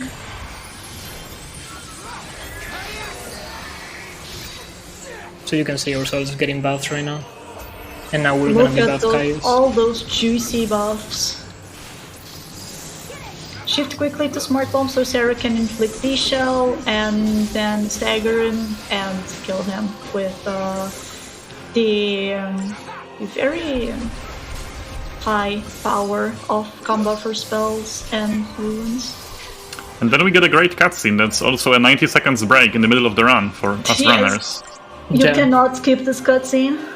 I guess we can give it to Tali for something, right? You sure can. Again, I would like to remind everyone that you are watching ESA Summer 2021 and we are raising money in aid for Save the Children. And if you're not familiar with Save the Children and what they do as a charity, they focus most on the most vulnerable children, including girls who are forced into early marriage, young boys and girls who are forced into dangerous working conditions, or children at risk of recruitment into armed groups. So really, any money you can spare to afford to donate to charity, it really goes to a wonderful cause. And if you can't afford to donate, that's okay too. You being here still does support the cause, and if you could, please consider sharing it out to bring more people in as well. Thank you so much. And I guess the most important thing to understand from this game is that if you change the future, you change the past. And you can remote history as your heart desires. Go until... What? Wait, I don't know the quote. If you change the future, you change the past. I mean, you can just listen to that, I guess. As your heart desires. Go before you're made to witness more. Okay. Oh, yeah, Well, now it played. Yeah, it didn't count. Oh, man. I didn't read it, I promise.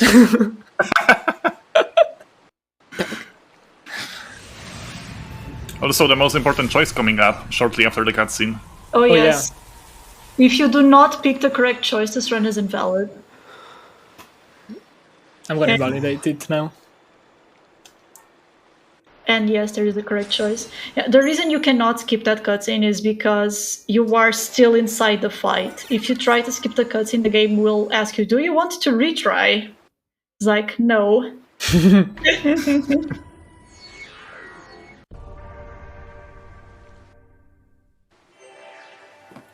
Okay. literally it doesn't matter which one you pick. We usually pick how much would the artifact sell for, because it's kind of funny.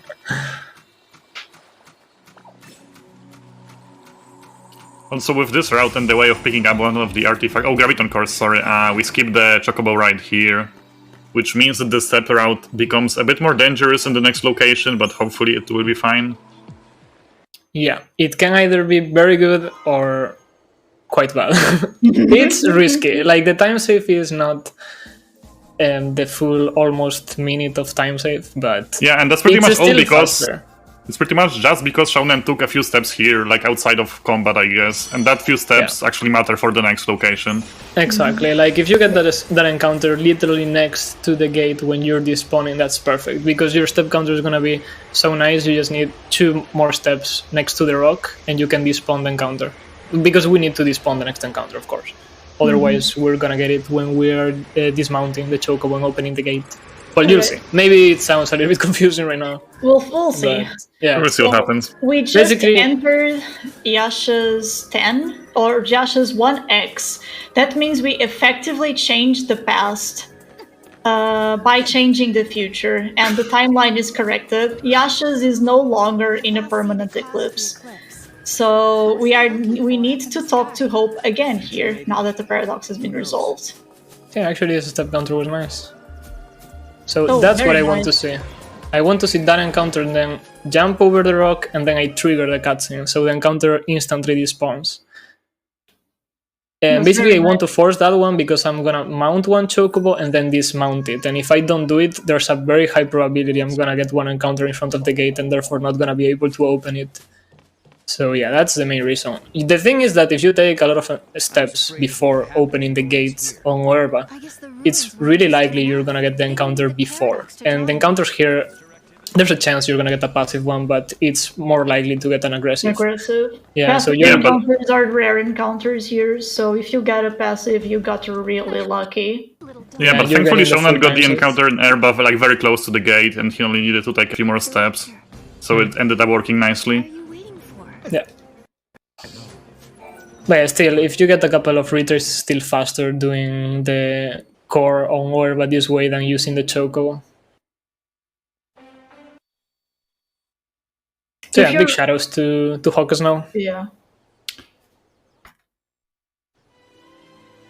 Right now, we don't have a clue where the artifact might be. Yeah, we'll have Pharaoh. No, there was nearly nothing I wanted to add. For now, we are just going to grab another wild artifact and immediately use it to open a gate here in order to get a seemingly optional key item, but that isn't optional at all. You are required to get this item in order to complete the run. And it's just faster to grab it now since we are already here.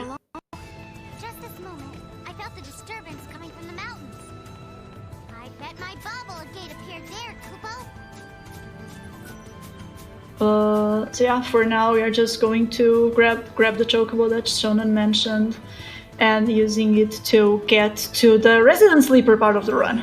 Yeah, Academia 300 is a place... Augusta 300. Augusta, sorry, yeah, wow, I said Academia, right? Okay, I'm literally thinking, it's so boring, I'm already thinking about Academia 400, okay? But yeah... it's so boring, literally the worst location in the game is better. Yeah, so Tally, in a little bit, I'm gonna give you all the time of the world if you want. But yeah, for now, we're gonna head up there, open the gate, and... Oh yeah, we can talk about this item. Oh yeah, the unicorn horn. That's actually very important. Like, so on the way to the gate, Shonen here is picking up an unicorn horn that we will use in the very final fight of the game, and that's absolutely crucial to the fight. What the unicorn horn does is dispel every single debuff from the party, so you can make an educated guess of why we need it. Also, a tiny optimization here. Shonen made sure to disembark, I guess, from the Chocobo on the left of the gate, because the Chocobo will always walk straight. Forward, I guess. Yeah, so he will walk straight, so that was to make sure that the Chocobo will walk in the direction that we want to follow later on when we go back to the location. Yeah, when we go back, it will be the same. The screen will turn out white, so I will be able to move blindly. And I know I just have to move my camera to the right to the left and my sticker to the left and straight, and I will be able to pick up the chocobo. Yeah, small things that, 3 seconds, basically. Try using the switch. But yeah, right now in this place is literally press switches, continue, Yeah, just like and, You press the switch, you rotate the house, you go to the next switch, you press the switch, you rotate the house, and continue. Yeah. There's not even aggressives here. The aggressives are incredibly rare. Most Yeah. of the encounters you can get here are passives. Yeah, the weirdest thing that ever happened to me here is getting on the previous FF relay one Orion Flanitor, and I literally could not be able to kill him with my current setup. Yeah. So yeah, I had to die. Yeah, at this point we are like quite weak actually and cannot really fight anything. maybe this is a paradise Yeah. or something. At least for now. We will get super strong very shortly though. I don't think that's enough. Sarah will have a really big power spike later on, but That's And we are here to grab the access key that will be needed in the next visit to the Augusto Tower in a different timeline, I guess, though, or different time. In a different time. Is it in the past? I think it's 200, right? So it's in the past. it's Yeah, 300, Yeah, this one is 300 and then we go to 200. 200. So this one is in the future. Yeah, this one is So yeah, once we're gonna we grab the key from the future to change the past. Does this make sense? Absolutely not. It's a paradox, Kupo. I guess in this timeline is where what's the name? Adam killed everyone, right? Yes. Okay. Yeah, that makes sense. It sure doesn't. So in the future, in this one, Adam is like, but I was sure I had sealed these two guys in the tower 100 years ago. These two should not be here, and he identifies Sarah and Noel on 400 to try and kill them on Academia.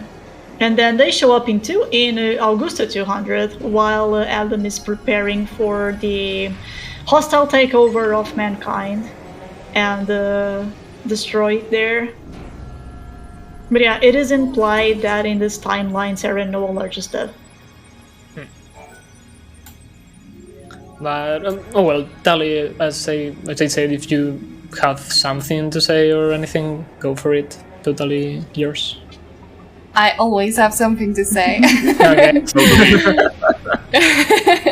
So, as we are a charity marathon, we of course have plenty of bid wars and also incentives. So, right now we have, in a few runs, we have a little bit of a Trackmania segment coming up, which we have incentives for. For the first Trackmania game, we have a flip the controller incentive, where if met, Rasta will flip his controller upside down for one whole track as soon as the incentive is met.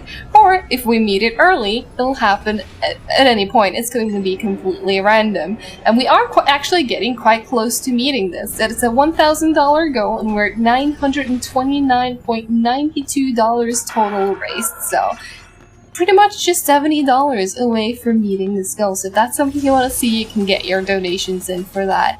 And we also have Trackmania 2 Canyon coming up right after, where you can donate towards full-time speed.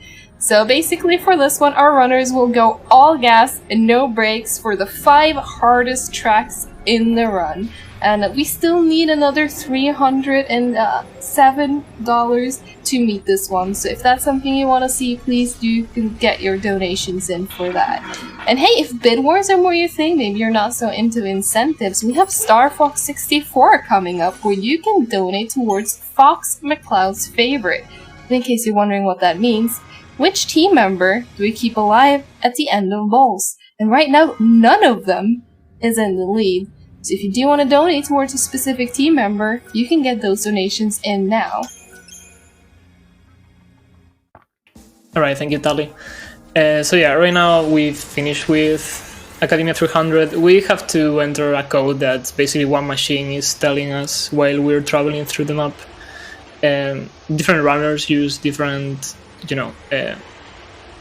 ideas to remember that code. In my case, I know that in this part I'm using Noel So I know it's the pink button, and on the other side I have Sarah later on, and I know the code is the blue button. So, blue character, pink character, blue. I don't know. Other people do. Other people actually remember the code, but I'm not that smart. I just look at the notes and see if I have to press square or X. Yeah. Same. Yeah, so I'm gonna throw Mog here again for the next chest. Yeah, so since Shonen got an encounter just at the end before the final box, I guess, in Augusta Tower, he didn't need to force an encounter here. Or before this location.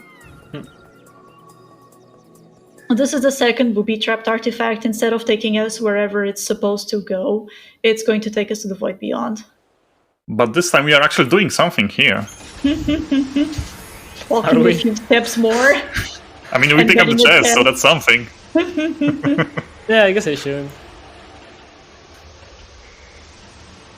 Now, this is an optional chest. You can get it if you're a little scared about having money issues for the final shop in the game. But if you're feeling confident in your guild, then you can skip it. Wait, I thought we are using this chest. I guess I don't know the route at all. No, actually, I would always take it if I'm going for adrenaline. Because it's materials you can use on Orion or Dragoon. So that's nice. Or Gil.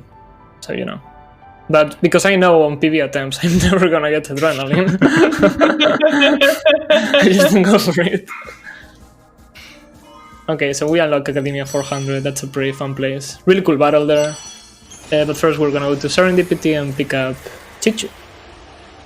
Serendipity is described as a place that exists outside of the timeline. It's literally a casino for people who get lost in the timeline and just want to waste the rest of their lives away playing on the casino.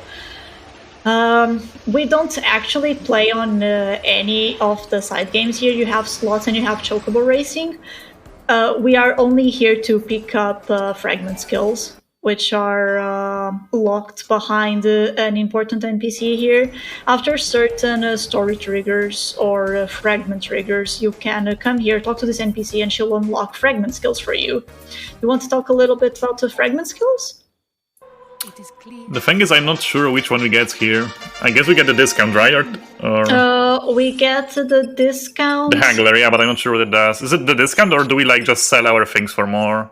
Yeah, I think we sell our things for more. Either things, we get more money. That's the important thing. The important thing is the improved Moog throws, so we're gonna be able to... that's the very important thing. Yeah, with that we're gonna be able to find Chichu on this next section of the game. Yeah. We also get the other one for extra money. Yeah, so throwing Moog at chests, that's free. There are certain throws in the game that you cannot obtain special items unless this fragment skill is activated. And this is why we chose to exit the Arclight step where we exited before, so we can set up the throw for Chichu here. In case you didn't know, Chichu is the third monster we're going to be using, and Chichu is broken.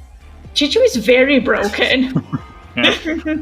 And similar to how we can move while the screen is loading, you can also throw Mog while the location is loading, and that's exactly what Shonen did to save a few extra seconds. Yeah, basically when the screen is turning white, you can move or do whatever you want. Also, there's some kind of hidden meme in the community.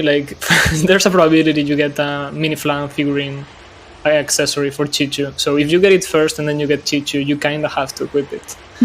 Because of shame. Yeah, you have to put it on Chichu. Yeah. But RNG here today.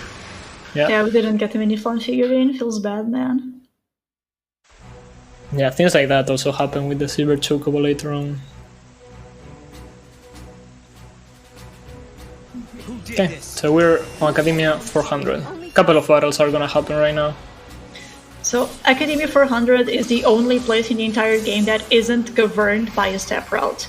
Enemies will spawn randomly on the field, and I think it's governed by a timer instead, because NPCs are around and the NPCs will turn into Seath, and that's the fight you're gonna have to. Those are the fights you're gonna have to take. If you fight something, all Seath that are on the map should despawn, but not even that is a guarantee. And I guess we get preemptive strikes here, which is something that hasn't happened before. Oh yeah, true. So we can pretty much attack the enemy when they are unaware of us, and then we get free haste, which is one of the few ways you can get haste in this game, and we also get full chain on the enemies. So we can pretty much one-shot them with Blizzaga. That was really unlucky. Yeah, that was very unlucky. Because this place isn't governed by a step route, that also means that if you trigger a fight, you are forced to fight it. Even if you get far away from the encounter, it will never despawn. I mean, technically we do avoid one fight a single time, but that's later on. Oh yeah. Yeah.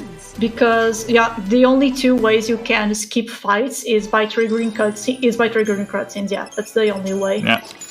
So here in the shop we sell the Grimoire hat that Shonen picked up in the arcade step, and he will be buying power silvers to level up Chichu in a bit. They're taking up position in front Yeah. of the wall.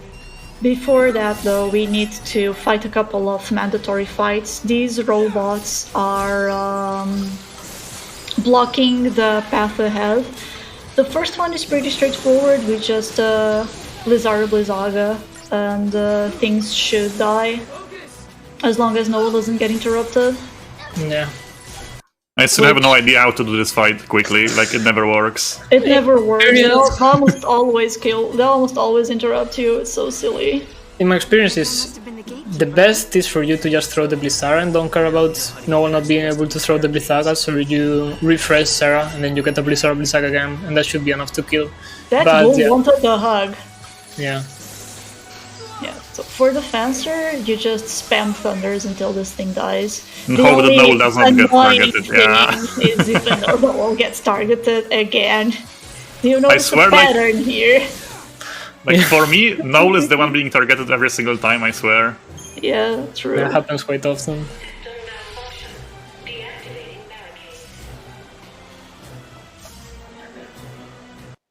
Yeah, with those two, we just enter the next mandatory fight. This isn't a preemptive, so we don't get haste, unfortunately. But this fight is pretty consistent, thankfully. Yeah, and once again you can see how much damage we are able to output with buffering the Blizzaga, or combuffering the Blizzagas. Like the enemies just die pretty much in a few seconds every time. So here I'm gonna turn my camera to be pointing to a chest we're gonna need. What a good gamer, I'm never doing that. I learned that from Carnage Shadows. I never can get that camera angle. I always turn the camera all the way around before I can find that chest. Yeah, I can never find the chest. Like this one is just impossible to find. Yeah. Unless you're Shonen, I guess. But why? Why would you do that? The important thing is to participate. Yeah, we're just waiting for Mog to come back with the power orb so we can get a preemptive strike on the sea. It's better to get the preemptive strike and kill him fast than risking getting the red Mog clock. Other than being forced to fight with no retry, the Mog, if you start a fight with the red Mog clock, you're also not going to have the first ATB refresh. You only get the one after 12 seconds. Yeah, and there's another slight manipulation here. Shonen will try to hack the left wall pretty much, and that allows us to, avoid one encounter, I think? Yeah, to trigger it later. I'll trigger it later, yeah, so that we can escape from it, hopefully. Yeah. Yeah. Not So guaranteed. say hello to Chichu. He's going to stay in the party for the rest of the game. Chichu is very cute. He's also pretty destructive. He's the most powerful monster in the entire game, and it's not even close. So we are going to also level up Miniflan and then infuse Miniflan into Chichu to give him extra magic and strength. Or just magic, yeah, I guess. Magic and strength in this case, I guess. Yeah, both. That Crystarium is a thing that a lot of runners struggle with early on. So basically, you can get different drops here. I think they are potent orbs from the ghouls. It's potent orbs. Yeah, okay. So if you get 8-8, I got 6-8, you can skip that Crystarium on Miniflan or Gandajax or wherever you got that gives you that 10% extra strength that you're gonna not be able to reach. Also, I need to... Okay, that one was gonna be close. And this is the case where that we mentioned before, that you can try to escape from the encounter into the cutscene, and that's what Shonen did once, and now he will try to do the same with the second encounter, pretty much. Yeah, we're good. Okay, so yeah, basically I was missing 2 orbs there that I could have got if I got good RNG. So because of that, I was gonna miss a 10% extra strength that is really important, especially for Void Caius without Adrenaline. So because of that, I need a monster that can infuse me that passive. One monster that is really common for you to get is Miniflam, and because you also have a 10% extra magic, you can avoid infusing the Necton, because that 10% is not gonna be a stack. Like, it's only gonna be a flat 10% no matter how many times you infuse it. Also, this specific place is weird because I believe on PC you cannot ever get encounters here, and Yeah, you can this get is- them on console. Always gets them. Always gets it. Okay, yeah, sure. Console features.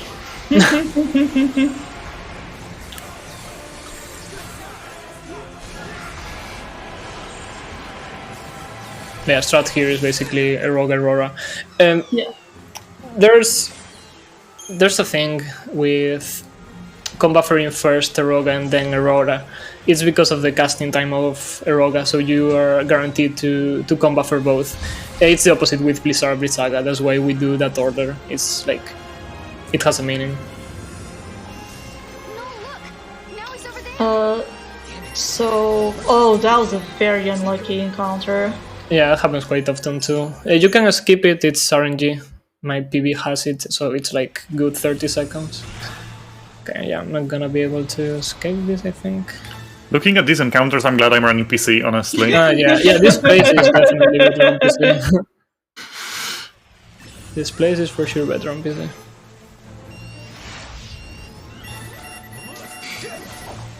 So yeah, this is the main reason why we cannot do it. There's just a lot of people here, and any one of them can be turned into Steve at any given point. Yeah, so early Graviton Core, because they do not get encounters on PC, they can skip all these encounters and then go straight to the gate where the Raid Chocobo is located. I think it's Yaska's 100. Oh, Yasha's 100, yes. Yeah, so you go there, no encounters, all is good, and then you can take a ladder up to Zenobia. But that's not possible on console. I tried to do that, it's slower because of loading screens, it's slower because you get more encounters. So yeah, we're going for late. And you can also see that for these fights, Shonen is not getting Faith on Null, and that's because the enemies die so quickly that it doesn't really make much of a difference anyway. Yeah. So this is in the next place, but this especially is the only place in the entire run where Chi-Chu is balanced with the rest of the party. So what I mean is Chi-Chu and Noel are dealing more or less the same damage. Chi-Chu just by being a strong commando, and Noel because his magic output is still pretty high. After we are done with this segment though, Chi-Chu is just going to take the cake and run away with it. Because he becomes a lot stronger, a lot faster than Noel and Sarah. So up until now, Noel and Sarah were being our main damage dealers with combuffered spells. Now everyone is sort of contributing. After this place, Noel and Sarah are going to be chain bots for Chi-Chu. Yeah, pretty much Chi-Chu does all the job and we are just there for the ride. Yeah.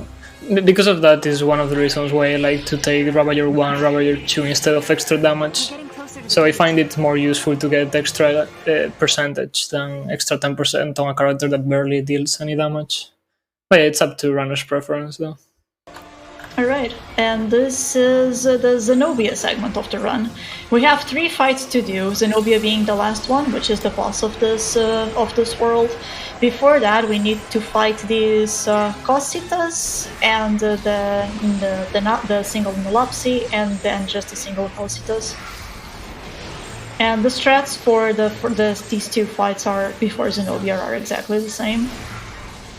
Yeah, Zenobia is also quite RNG depending on the position of the tentacles that you have to destroy first. So you can get a very fast Zenobia if they are close together and you clean them on like 2 strings, or it can take a while. Yeah, I guess we can start talking about Zenobia just now while you are doing the Yeah, because these fight. strats are the same. Yeah. So pretty much Zenobia starts off in a defensive stance and we cannot damage it at all, but it has tentacles that we have to get dealt with first, and then we can start damaging Zenobia. So once we kill the tentacles, we will buff our party again with the Feral Link. We will try to deprotect and de-shell Zenobia, stagger, and then pretty much kill Zenobia before it goes back to the defensive stance, which makes it invulnerable. And to achieve that, we will try to, I guess, juggle the attacks of Noel, Sarah, and Chichu in such a way to keep Zenobia interrupted all the time, to make sure it doesn't get a chance to move. Because once you get it past a certain HP threshold, it will just try to get into the defensive stance. And we want to avoid exactly that. Yeah, if Zenobia gets into the second defensive stance, you just die. There is no backup for that. I mean, you can pray and try to not die, I guess, but yeah. Zenobia gets way stronger then. Yeah.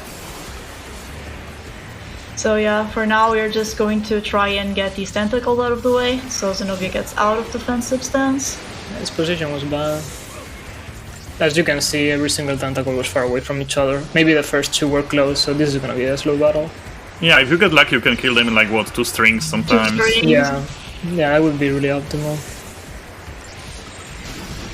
Yeah, and now with the tentacles out of the way, we can just start working on the chain on Zenobia. Yeah, exactly. We try to stagger, we go into Malevolence to get buffs from Gahongas to Spheral Link. We will go to Smart Bomb for Sarah to cast Deprotect and D-Shell. Or Ruthless, sorry, Ruthless it is. We already have a commando. Yeah. A very cute and chibi commando. Once we have the debuffs, we go back to Relentless Assault to stagger, and then we will be chaining the damage and waiting for Chichu to finish Zenobia off. And close to the end, Shonen will do one last paradigm shift, trying to animation cancel Chichu so that he starts the next string immediately to keep Zenobia interrupted. Okay. Chichu, oh! Yeah, that was almost bad. Yeah, that was almost so bad. spooky. Chichu didn't want to attack instantly there. Yeah, the reason why it didn't happen is because of the Blizzard spell that takes a little bit of time. I can buffer that, so it got a hit. That's why I really like Blizzard Aurora. Since using that, I've never had an issue with defensive stance. Highly recommend it. Yeah, it's a strat I go for too. It just makes this fight super consistent. Yeah, also I think we didn't say this, but once you stagger one enemy, Rise spells are gonna generate more stagger percentage than single spells or Gaia spells. So yeah, it makes a lot of sense to go for a shorter string with 2 Rise, in my opinion. But anyway, this battle was slow because of the tentacles at the start. But as we always say, dying is slower. No, wait, not dying. Wait, yes, dying is... Yeah. How does it go? Dying Not is dying is slower, faster yes. than dying, sure, there we go. Okay, Not yeah. dying is faster than dying. Except on Ushu 1, but that's 13 things. Well, both Caius. Sorry. Yeah, World Caius. Dying World Caius too. In this round, you're guaranteed to die at least once. Mm-hmm. Anyway, Augusta Tower. Yeah, fun place. No. Much fun. No. Okay, so another heavy RNG plays, a lot of encounters. You can get passive, aggressive. So if you get a lot of aggressive, extra fights, that's slow. You know. When grinding the game, it came to a point to rely on getting a good Augusta Tower to PV. So, you know, it's really late into the run. Kind of frustrating to... Shoutouts to Shonen's PV, who had a grand total of 2 encounters in this place, which is insane. Yeah, whenever we talk in Discord, people are like, oh, I had 3 encounters, it was a decent Augusta Tower, and I'm like, hey, I had 20, like, how do you guys do that? Like, how do you get those encounters numbers? Yeah. Anyway, we level up Sarah quite a lot. We pretty much maxed out her Ravager. And Here get some Sarah gets a really big power spike right now. Yeah, we max Sarah so she can one-shot one particular enemy with combo for Spear of Firaga. If she cannot do that, you die to that enemy. Yeah, sadly I didn't get enough Christogen points for level 99, so I guess it's not guaranteed. Yeah, it's because you got the one Gahonga's encounter, I think. Right. Yeah, so in this tower, you get, like, it works in the step counter like every single other place except for Academy for 100, but most of the encounters you get here are aggressive, and all of those aggressive encounters are extremely fast, a lot faster than Sarah and Noel, so it's very easy for you to get caught. Can you see all these people around us as You can well? try to manipulate the encounters here a bit and like try to get the enemies stuck, like among the furniture that is in some of the rooms, and then try to avoid them that But way. even that, yeah, but even that's not consistent.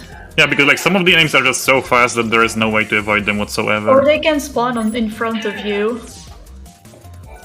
Always fun.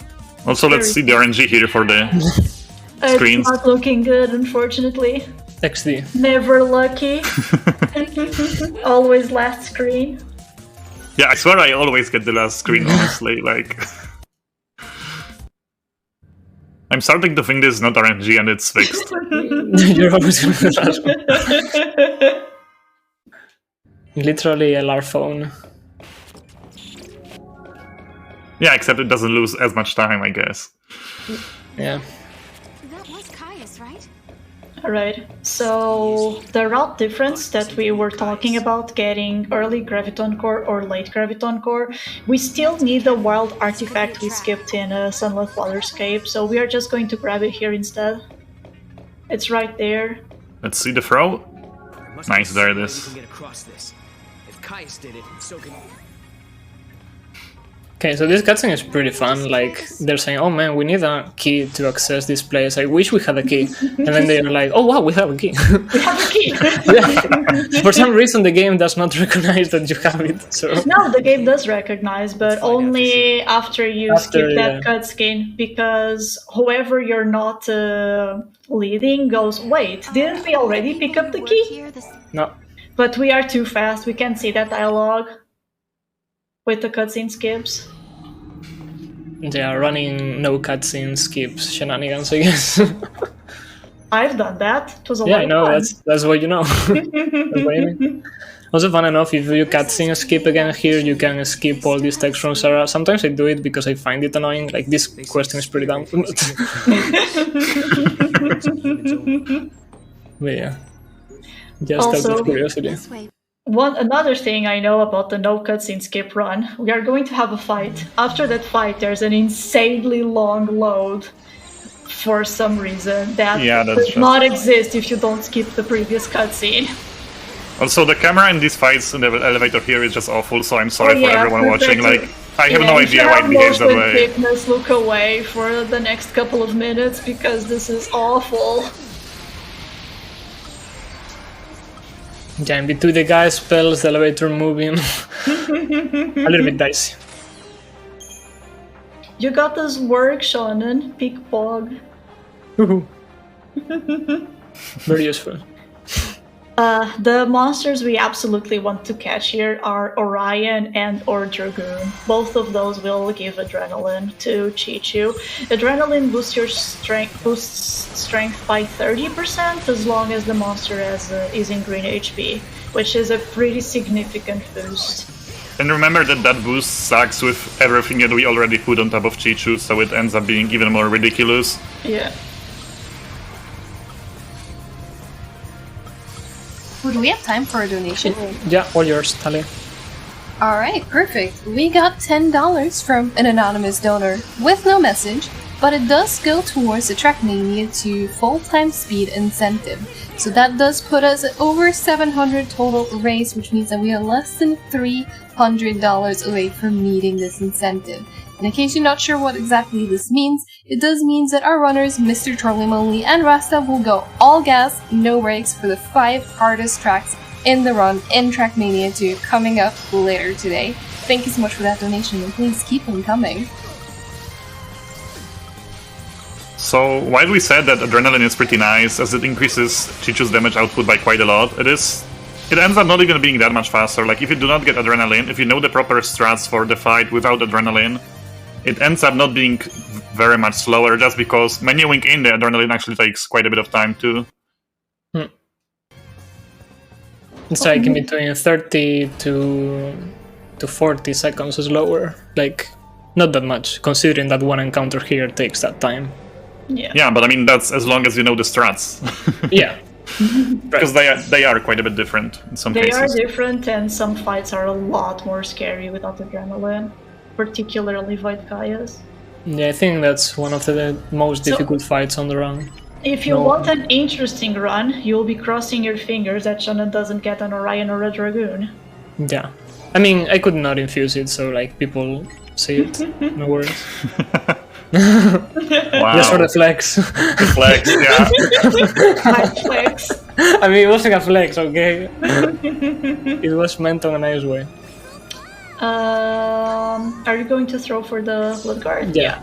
This is a backup chest for Gil. It contains an accessory that sells for a nice amount. Yeah, 2k, if I recall correctly. Yeah, like we said, the Grimoire hat, the route that says the Grimoire hat can be a bit dicey on Gale that we get, so Shonen wants to be safe here for the marathon, obviously. Also, getting an encounter on this floor is quite unlucky, sadly. Yeah. But as you can see, we deal with the enemies within a few seconds, so it's not that big of a deal. Yeah, those encounters are especially annoying because they don't give anything useful, like a Luminous, and Flanitor is not gonna give us. Flanitor don't give anything. Yeah.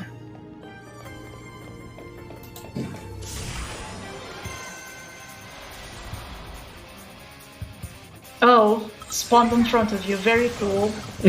Very nice. Also, Orion is not the first targeting this. That's kinda rare.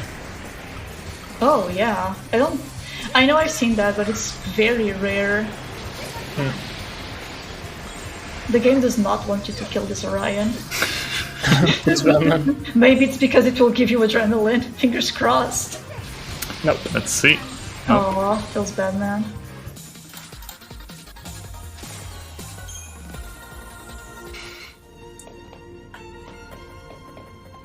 Okay, so we pick this for the next floor, and then we have to go back.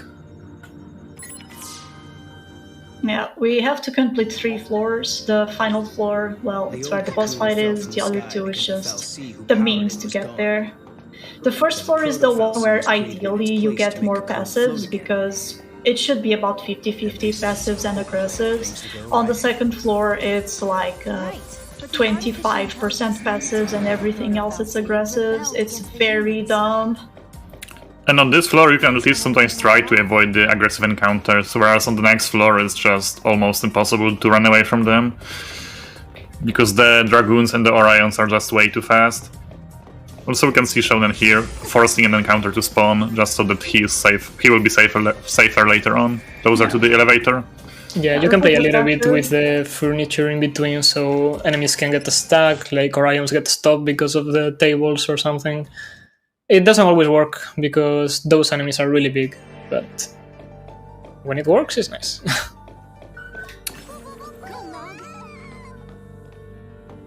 Another chest pickup, yep. For Gil. Magistral Crest.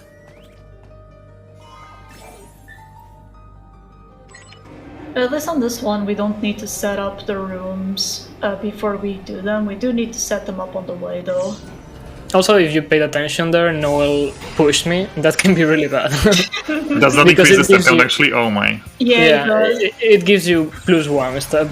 So nice. But you can pretty much see that Shonen, while the room is turning, tries to not move at all. This is the encounter we absolutely need to one-shot with Sarah, because these guys hurt a lot. Yeah, we can one-shot them, but they can also one-shot us, so, you know. Alright, that was a Dragoon. And there's a Dragoon, so now let's see what Shonen decides to do with the Dragoon. Use it or not. Isn't Dragoon the slower one to infuse? Yeah, it's the one that consumes one, more consumes more materials.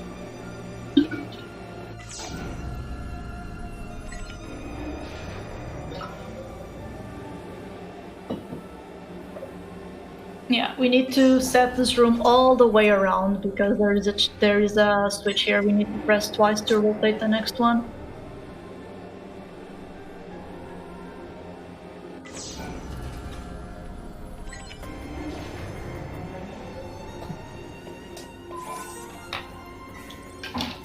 Another tiny optimization while the room is turning is now. Shonen is backing off to pick up the chest. Yeah, since we cannot interact with a switch. Also, as you can see, Sarah can interact from really far away on this specific block on their way back. I don't know why, but happens. Okay, and that was a nice encounter, I think. Yeah, because Yeah, a good stack. That's pretty nice. Yeah. So that's a thing, like playing with the structures is really nice.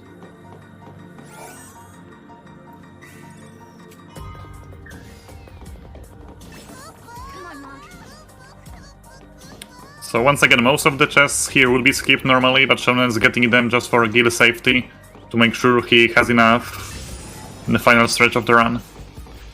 Yeah. This fighter is fast. Okay, nice. Again, that extra step from the dash saved the encounter there. Yeah, and that was really nice that only the clan decided to chase you instead of the other guys. Sometimes no one can be helpful with that. This is the last key. Next stop, the very top floor. Okay. That's where Caius is waiting for us. Someone who looks and talks a lot like Caius, at least. Like Noel said, that was the last key, and now it's time to head to the final top floor. Getting caught on the way, apparently. Yeah. He would have been way too good, right?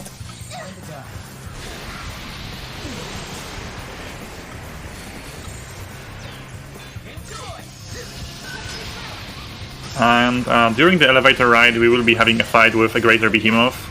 And the strategy there is pretty much to de-shield it, to make sure we deal more damage. We will get also Faith on Sarah.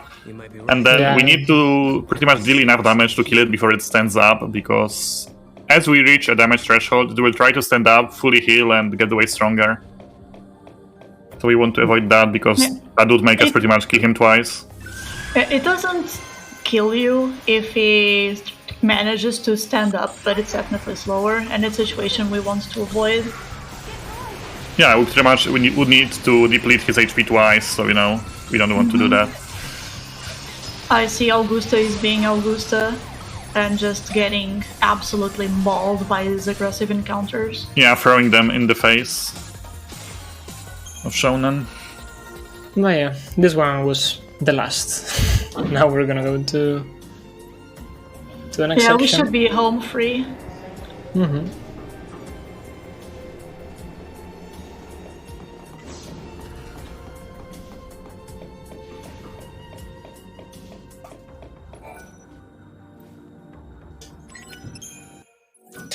Alright. So yeah, I'm gonna go without adrenaline, yes. I think there are more interesting fights without it than with it. Alright. Nice. It's a challenge. Also, we saved Gil for the final shop. Yeah. So do you always use the link here, or only for the no adrenaline strat? Always. Does it end up saving time, actually? Because... my best is 16. With D-Shell, I know I always get 18, but I don't know on PC. Yeah, I guess, 16 on PS3 sounds fast. Yeah. Because I guess PS3 is a bit slower compared to PC. This must be the heart of the Alright, and with the behemoth out of the way, we fight Proto Falsi Adam. Not gonna lie, I don't know why I picked that chest, but... What's in it? Potions, let's go! Safety. 3 potions, let's go! Marathon safety! I don't know why I We need picked the that. potions for Void Caius. Yeah, not really, I don't know why I picked that. Not gonna lie. Do I talk about Adam, or do you want to talk about Adam? Go on, Pharaoh. Okay, so the first fight is pretty straightforward. We need to fight this guy twice, actually. For the first part, we just, he's pretty weak, so we just staggered it and then let Chichu do his thing while we work on getting the chain going. He can throw a couple of debuffs at us, but it's really a non-issue. This is one of the few bosses in this entire run that, or in the 3 games that can actually inflict Imperil on us. And this is the only game in the trilogy that doesn't care about Imperil at all, just because Chichu has so much raw power. The second fight is significantly trickier. We want to Reaper Scope so Chi-Chu doesn't use ruins both now and then later. And then we want to stagger these manipulators. Hover over the first manipulator until Chi-Chu attacks and then target the second one so we can stagger it. Yeah, and hopefully we can kill it before it does the Meteor. The Meteor, but that was clean. And now we can start working on chaining and killing the Proto-Falsi itself. So get the Deprotect going. And then just spam spells in Relentless. Getting those ATB refreshes and letting Chi-Chu wreak havoc on this guy. And then we get a great line from Mog. Yes. No way. After the QTE though. There's something very important after this fight though. There are 3 cutscenes that are skippable. We want to skip the first one, we cannot skip the second cutscene. If we skip the second cutscene, we are forced to fight this guy again. The second cutscene is part of a life trigger event where we have to select an answer. Some of them are skippable, some of them aren't. If you skip them, the default answer is picked instead. And the default answer forces you into a new fight instead of being the correct answer, which will actually get you out of this place. And the correct answer is to scream at Hope. Spoiler. Yeah. Spoilers. And the reason for that is this guy is actually an egg and chicken paradox. So, which appeared first, the egg of the chicken. This guy, because he exists in a place isolated from the timeline, that means even if he is destroyed, he can just build himself up in the past and then he will respawn back in the future as it's shown on that cutscene. The only way you have of destroying it permanently is screaming at Hope not to build it in the first place, and that's exactly what happens there. You scream at Hope that you're sick and tired of fighting against this little toy, and Hope's like, maybe I shouldn't build this. And the Proto-Falsi project gets scrapped. I think that's probably one of the best places where they played really nice with the options. It makes that option feel not very obvious. Like, at least for me it was not obvious at all. It was the last one for me. Yeah, for me it was like, nah, this one cannot be. This one sounds really not useful. But yeah. I even threw Mog before I screamed at Hope. Me too. I used everything except to scream to Hope. I don't know, maybe throwing Mog could find something that kind of makes sense. It's so dumb. When you throw Mog, it's just like, it comes back to you. I'm sorry, I couldn't do anything. And there we go again. Alright, so the next part of the story has to be unlocked with the 5 Graviton cores. We only have 3. We need to pick up the final 2 now before we enter Academia for XX. So this is the first one you're going to get, and then with the wild artifact we got right at the beginning of the tower, we are going to finally enter the wild gate in Academia 400 and get the best Graviton core with the best Chocobo.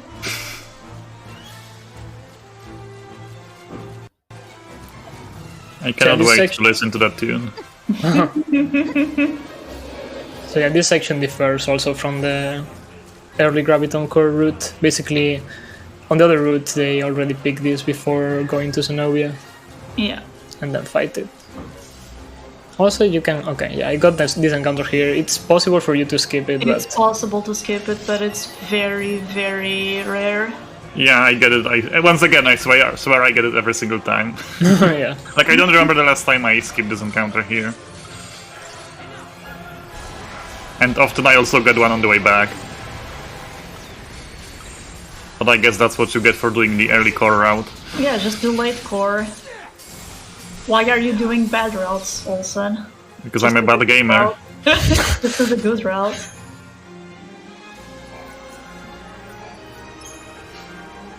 Okay. So we're going to just cast 1XX. And we're gonna get the last core there. Yeah, the story, there's actually a little bit of story surrounding Yasha's 100. We just don't care about it at all. This is all side material in regards of the any percent route. I guess again, before we go to listening to the song, another tiny optimization Shonen will try to talk to the chocobo from the right, so that it turns into the direction we want to proceed towards. Oh, yeah. Because it will turn, yeah. Movement with this guy is very tight. Otherwise, you will use your final Gazelle Green. I think on the early route you actually need another Gazelle Green because you're lacking one fragment. Is that correct? Yes. Okay, yeah.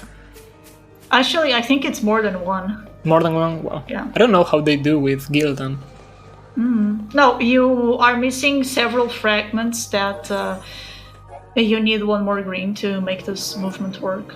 Also, Mughal Age. Katjam.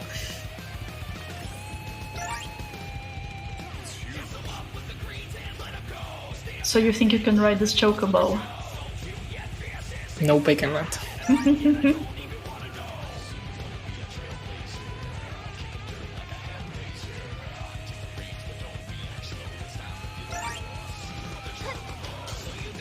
And we really don't want to consume this last Gazelle Green because there's still one last chocobo to pick.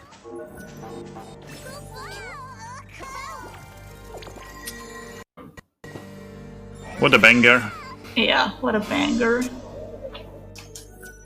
Also, Tally, if you want to read donations, it's a great time. Yeah, we're gonna have a little bit of movement now.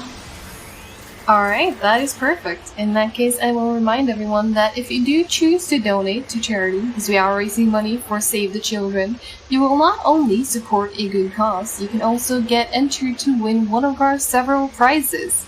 So I talked about a few of them earlier, but what I didn't talk about is that we also have a couple of monitors from our friends over at ViewSonic. So for one of them, it's a minimum donation of $25, and for the other one, it's a minimum donation of $35. There's a lot of specs, and I'm going to save you from reading all of them on stream, but if you do want to see them, you can do !prizes in chat, and it will take you to the website link, which has all the details you need. And there you can also see the other prizes with the bead sprite and the controller, and also the grand prize with the Sony PlayStation 5 and the Ratchet & Clank Rift Apart bundle, as a minimum donation of $50 to win that one, and these are cumulative, so you don't need to drop the entire amount in just one donation. You can spread it out throughout the event. So, again, thank you so much for supporting a wonderful cause. Thank you, Tali. Okay, so we're gonna go to Academia 4XS. And yeah, since we have all the cores, we're good to go to advance on the story. Also in Academia 4XX, there is a lot of kids running around, and they can sometimes fall down on the ground, and that's always funny to see. I was just gonna say Double blast run. Oh, sorry, Shonen, then. I mean, go ahead and say that again if you want. No, don't worry. I mean that I was thinking about that too. Look at the and floor. You take everything out of context. Yeah. Okay, one kid didn't fall down. The frame rate also dies here. Yeah. Yeah, a little bit. I try to point the camera down to help, but I don't think that helps. Why does everyone take the right path here? I always go on the left, and I swear I'm the only one that goes left here. Yeah, I think everyone right goes to the right. Yeah. I don't think it matters, to be honest. No, it doesn't matter. It's doesn't. exactly the same. It just matters on the way back, but... I mean, I guess because you go on the way back through that place.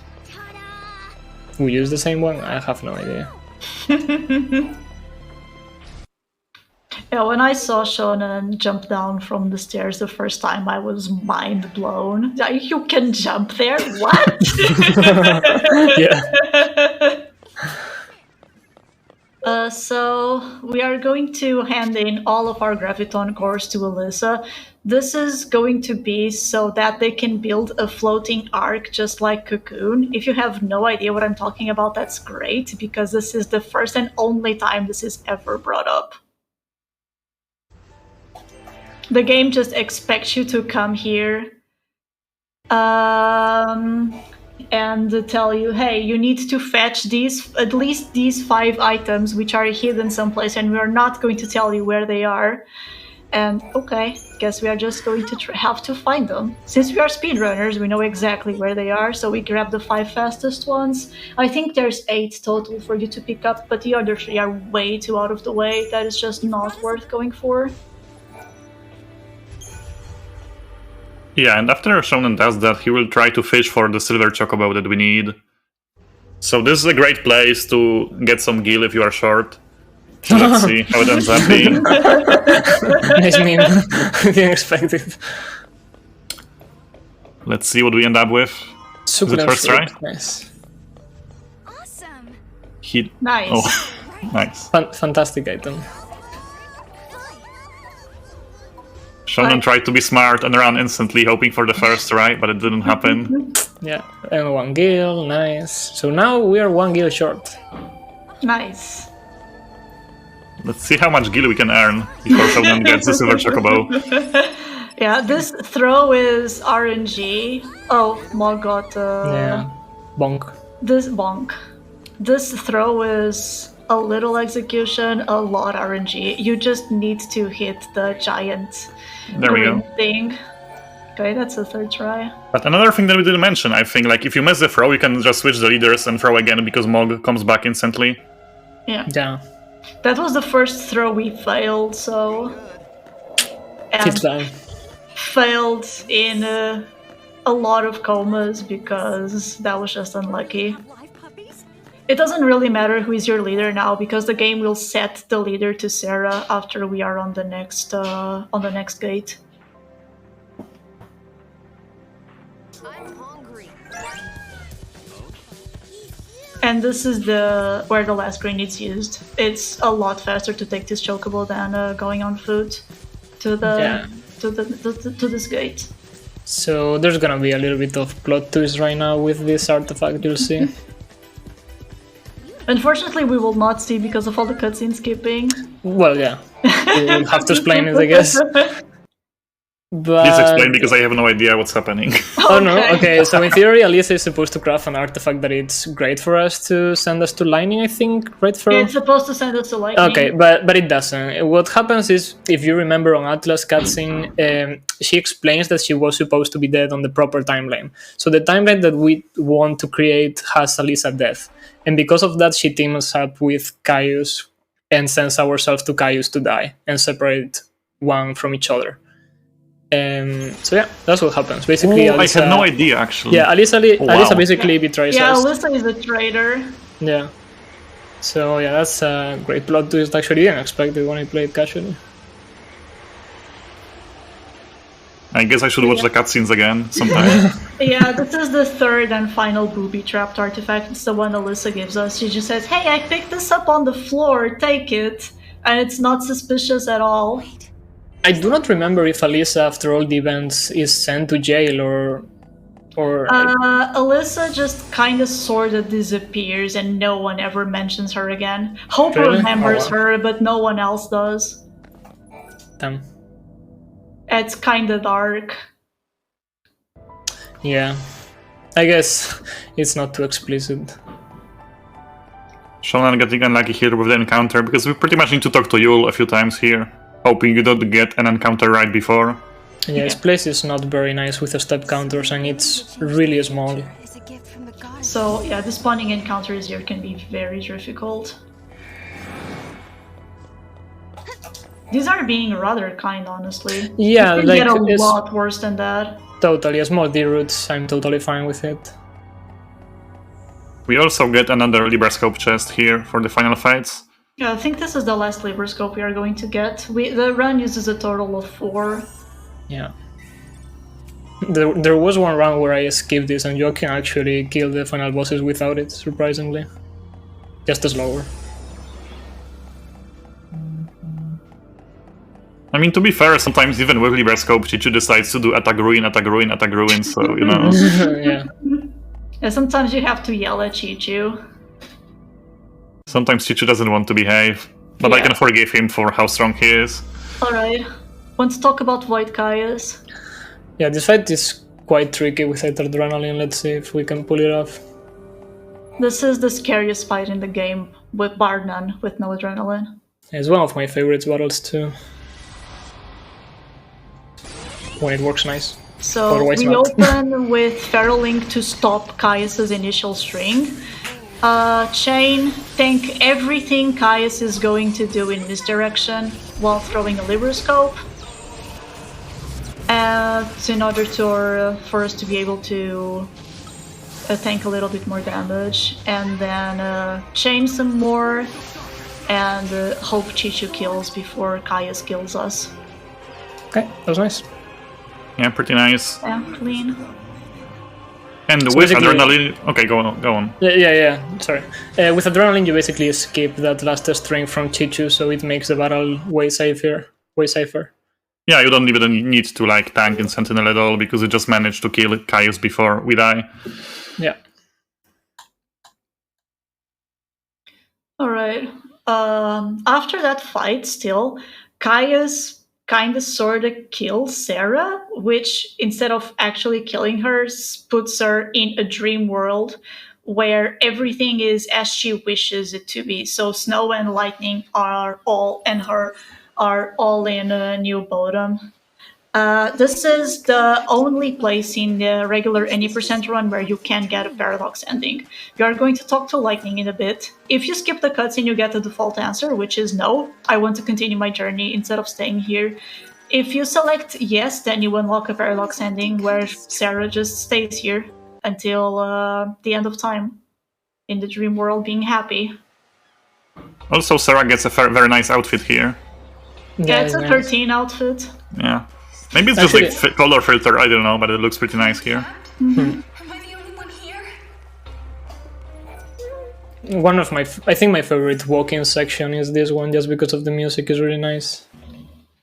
Oh yeah, after this Yeah, after talking to fake Lightning. And why is she trying to help me?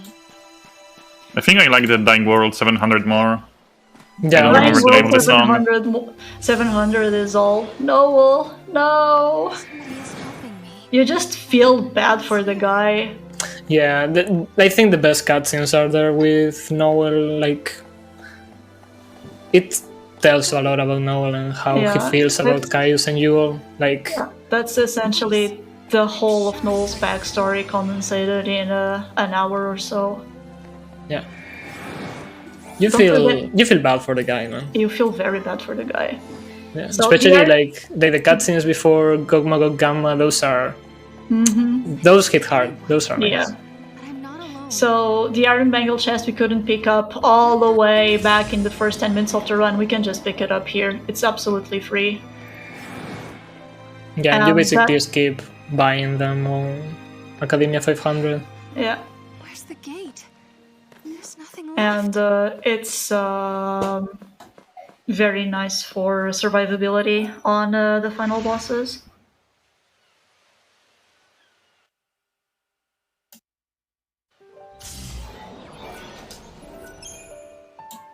Okay, so now we're gonna try to save Noel from being sad.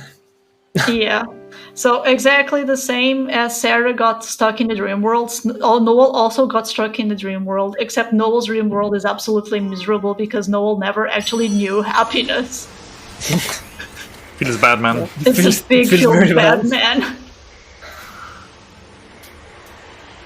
But yeah. Also, Tally, if you wanna remind We're us just about gonna the walk donations. around for a bit here. Yeah, for a while. Yep. Alright, that is perfect because we got $50 from Tyonas. There is no message, but this does go towards a bid war, or incentive, sorry, for Katana Zero for the psychotherapy, which is the secret boss. So that's gonna happen a day and some hours from now, but regardless, that puts us very close to meeting this incentive, so thank you very much for that donation. Alright, thanks a lot, Tally. This place. It must be Noel's dream world. Yeah, this is we're just following Noel for a bit.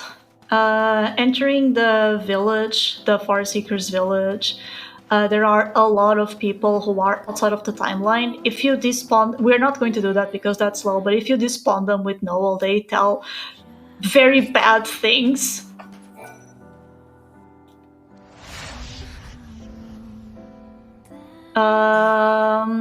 I'm not sure if we touched upon Noel's backstory.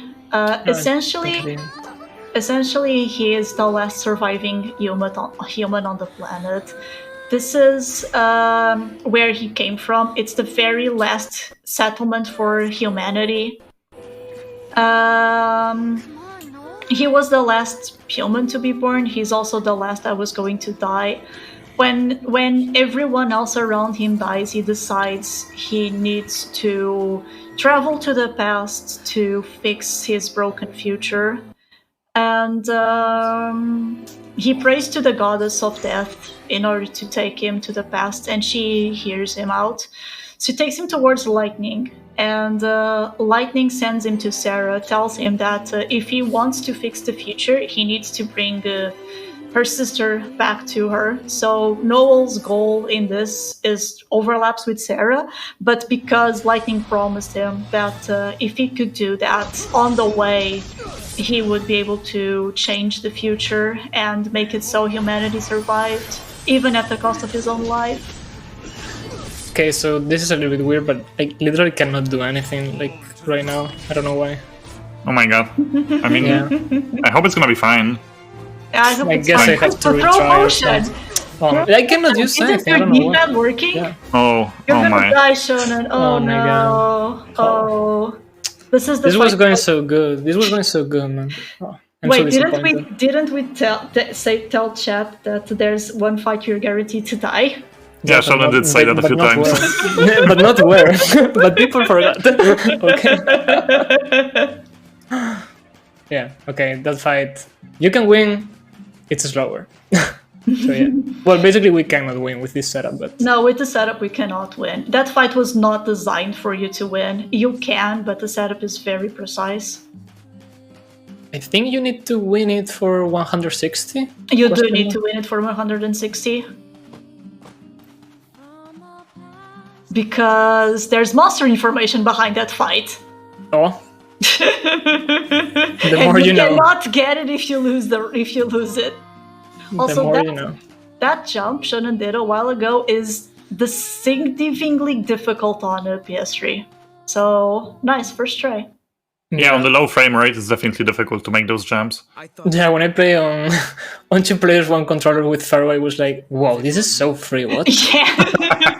Like, I think it's because at 60 you like jump higher. The same happens on linear returns. Yeah, it's exactly the same. Yeah. Anyway, another Gog-Magog fight after the cutscenes. The overly attached Gog-Magog. And another one.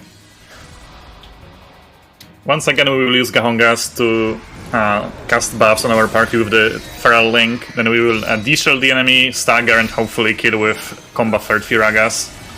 Before he kills us. Yeah, like, and Gog-Magog is weird in this fight because sometimes he doesn't do anything other than debuff himself, and sometimes he decides to kill the party, so, you know, it depends on the mood. Also, I didn't get this shell after 2 casts, nice. Hashtag no. Yeah, so you want to see as many rights as possible. He puts debuffs on himself. The idea is that once he has enough debuffs, he will use a move that puts all of these debuffs on the party instead. Other than inflicting himself with debuffs, he can use 2 high damaging abilities, Crimson Flames and Multicast. If he uses those a lot instead of the rights, then you can just die. We're still inside the dream world. But that was a very clean fight. How do we get out? He was behaving nicely. Must be a hint somewhere. Usually with 2 casts of D-Shell, you get D-Shell inflicted, but for some reason it didn't there. I mean, I'm sure you did get Saboteur, right? And Augusta Tower, I mean the Saboteur thingy. Yeah, he did. Yeah. That's weird then. Yeah, I've seen that happening. I've also seen happening that I have 2 crooks out. Yeah. I guess, No, I was gonna say that. really wants you. Yeah. I guess we haven't mentioned that before, but debuffs in this game are not RNG. Yeah, we Oh, didn't yeah, we mention did. it. Like, you will always inflict after a certain number of casts, depending on conditions.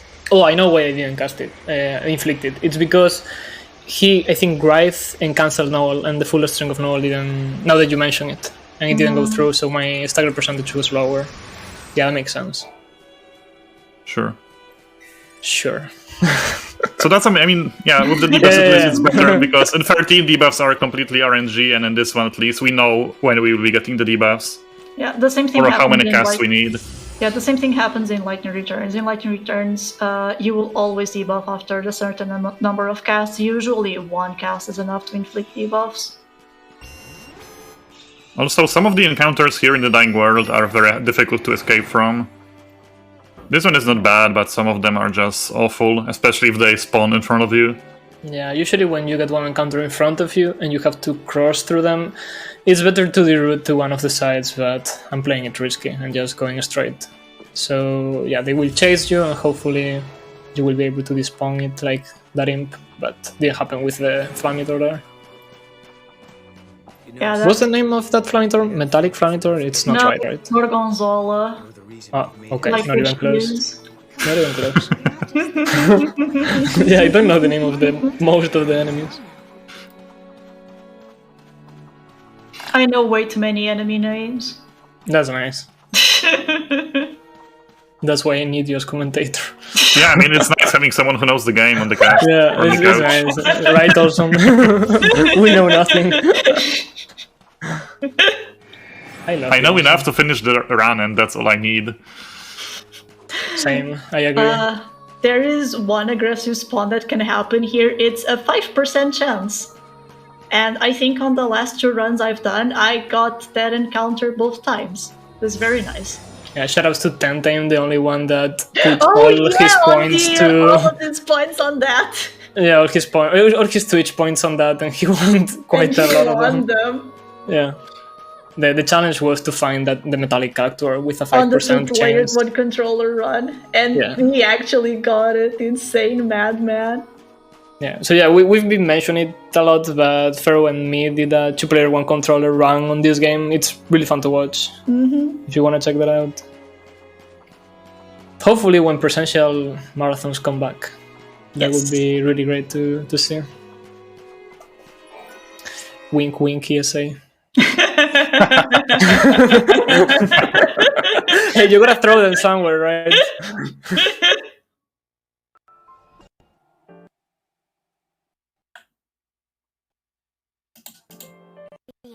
Alright, now that Noel has been restored to his senses, we have reunited with Mog as well, and we are ready to go into the final section of the Dying World, which is seeing what happens to Sarah's new Bodum.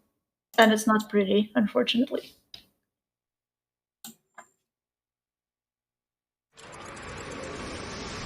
Okay, also, for some reason, in this one place, like, all the audio cuts out for a bit. Oh, yeah. Do you have any donation tally or something? I sure do. We have another $50 from yet another anonymous donor, or potentially the same one. I don't know. It's anonymous. But this one does also go towards the secret boss in Katana Zero happening later in the marathon, so that incentive is now only $46 away from being met, so thank you so much for that. And then we also have yet another $50 from Whaler55. No comment for this one either, but this all goes towards a great cause, so thank you so much. And with those 2 donations, that does put us at a total of $17,509 raised total for Save the Children so far, which is an amazing milestone. So, can we hit 20k soon, maybe? Nudge nudge, wink wink. I believe in you, chat. Thank you so much for the support. I really do appreciate it. Hey, you stole my line. Amazing job, everyone. Thank you so much. Yeah, that's really great. Thank you. Thanks a lot. So it's faster to throw for this artifact than picking it up manually. And with it, we can open the final gate to Academia 500, the final world in this game where everything will come to an end. But before that, we need to do a quick stop in Serendipity for 2 reasons. 2 very important reasons.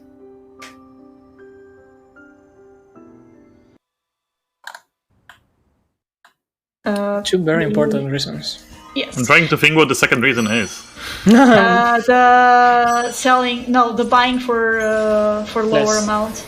Yeah. So the first reason is we are going to grab the higher jump boost, which allows us to jump higher and further and kind of hover in the air for a bit. The second one is, I'm not sure how it's called, but you can buy things for cheap. Shoutouts to Mythic, who a couple of days ago did a run, forgot to activate this, and had to do very insane backups in order to make up for the very weak Chi-Chu he got as a result of that. Yeah, I think he lost like an hour or an hour and a half in the last He section. lost an hour and a half. No, It was Mythic. brutal. Yeah, I mean, that can happen to anyone when you're starting running the game. Especially like you get autosaves that rescribe your save file. So the 4 cutscenes we skipped in Bodom, they're essentially Lightning finally reuniting with Sarah. They don't really have a warm family reunion sort of thing. It's strictly business because she needs to tell Sarah what Caius is all about. Essentially, the goal for Caius, the main villain in this game, is to make sure Yule dies permanently. Yule is the girl that Caius has been tasked with protecting. Her whole life, she is a seeress. She can see the future. However, for every single prediction of the future she makes, her lifespan decreases.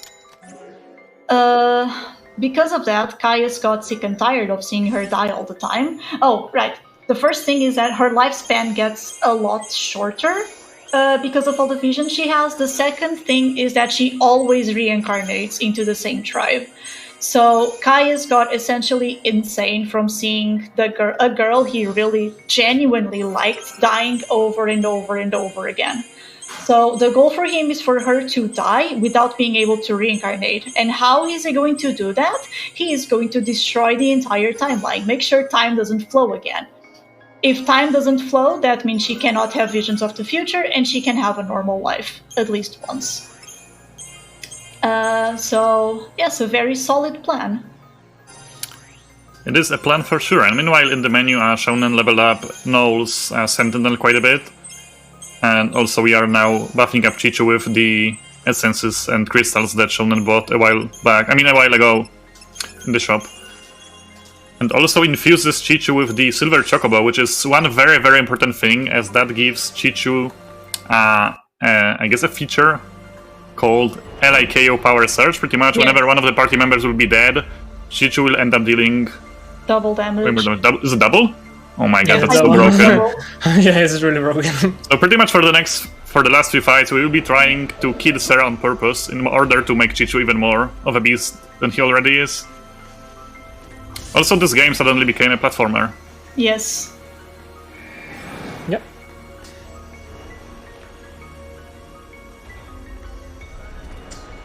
Yeah, all right. Academia 500 is just a series of very tight platforming combined with very tight fights, and also Yoemons, which are very fun. This is the only aggressive encounter you can get in Augusta 500, but they can be very painful to deal with, to the point that if you get caught and you cannot escape or retry, it's better to just sit in Malevolence and let them kill you. Yeah, on PC it's possible to get fast cycles, especially with the FPS fix.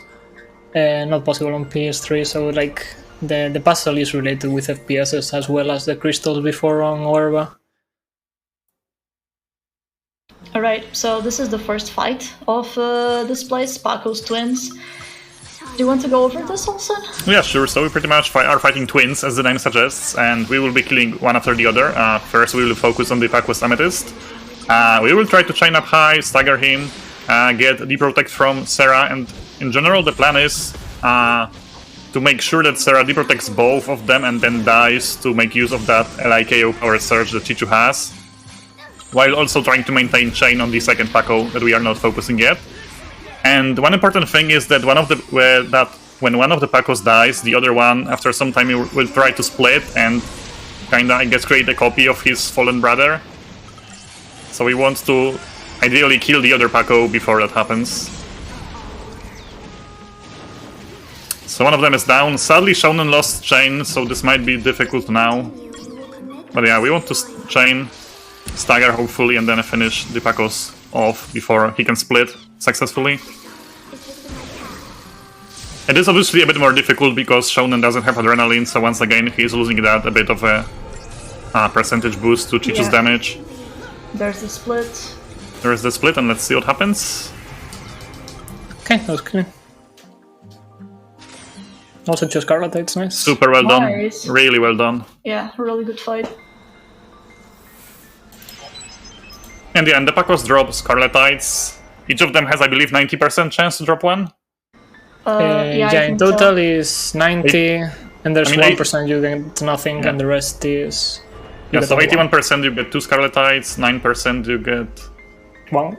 one, and Scarlet 10%, Knight. yeah. And there's a small percentage that can give you a platinum ingot, which sets you for guild for the rest of the run. So yeah, we got 2, we're good on money. If you only got 1 Scarletite, we would have to deroute, take up a couple of chests, and it would be a slower academia, but... Yeah, if you get no Scarletites, you are forced to retry the fight. Yeah, you have to quit the game and retry. You have to load the autosave. The autosave, thankfully, doesn't apply after the fight, it's only before the fight. Yeah, so that's nice. Also, there are Cactuar statues scattered around the location that you can examine to... They pretty much serve a role of a checkpoint for if you fall down, but because Shonen is a god gamer, I'm sure he will be skipping all of them. I'm sure he will not fall down. That has never happened ever. Yeah, Yeah, I bet. Just don't fall down forehead. One of the very last runs I did of this game, I fell down on like one of the very last places you can fall down and lost 4 minutes. That broke me. Yeah, the problem is if you Yes, fall well. down at the end, you need to backtrack a lot and like actually redo a lot of the stuff that we have Yeah. done already. We need Yeah, to, it's like 2 minutes of time loss, it's really big. yeah, we need to hit all of the switches in order to line up the next platform cycles the way we need them to be in order to continue. Oh, that was So close. clutch. Wow. Yeah. That dash is so important to throw at least to try it. So this is And why again. elements are very fun. Okay, can I press? Can I please get a 2 in a waffle? row. Yeah, the problem here is that if you run away from them for so long, then you need to backtrack a lot to the cube. I I think guess this is Shonen is getting fine. one statue. Yeah, that one Safety just strats, because there of we go. encounters. Yeah, Just sure. because of encounters, but... Yeah, makes sense.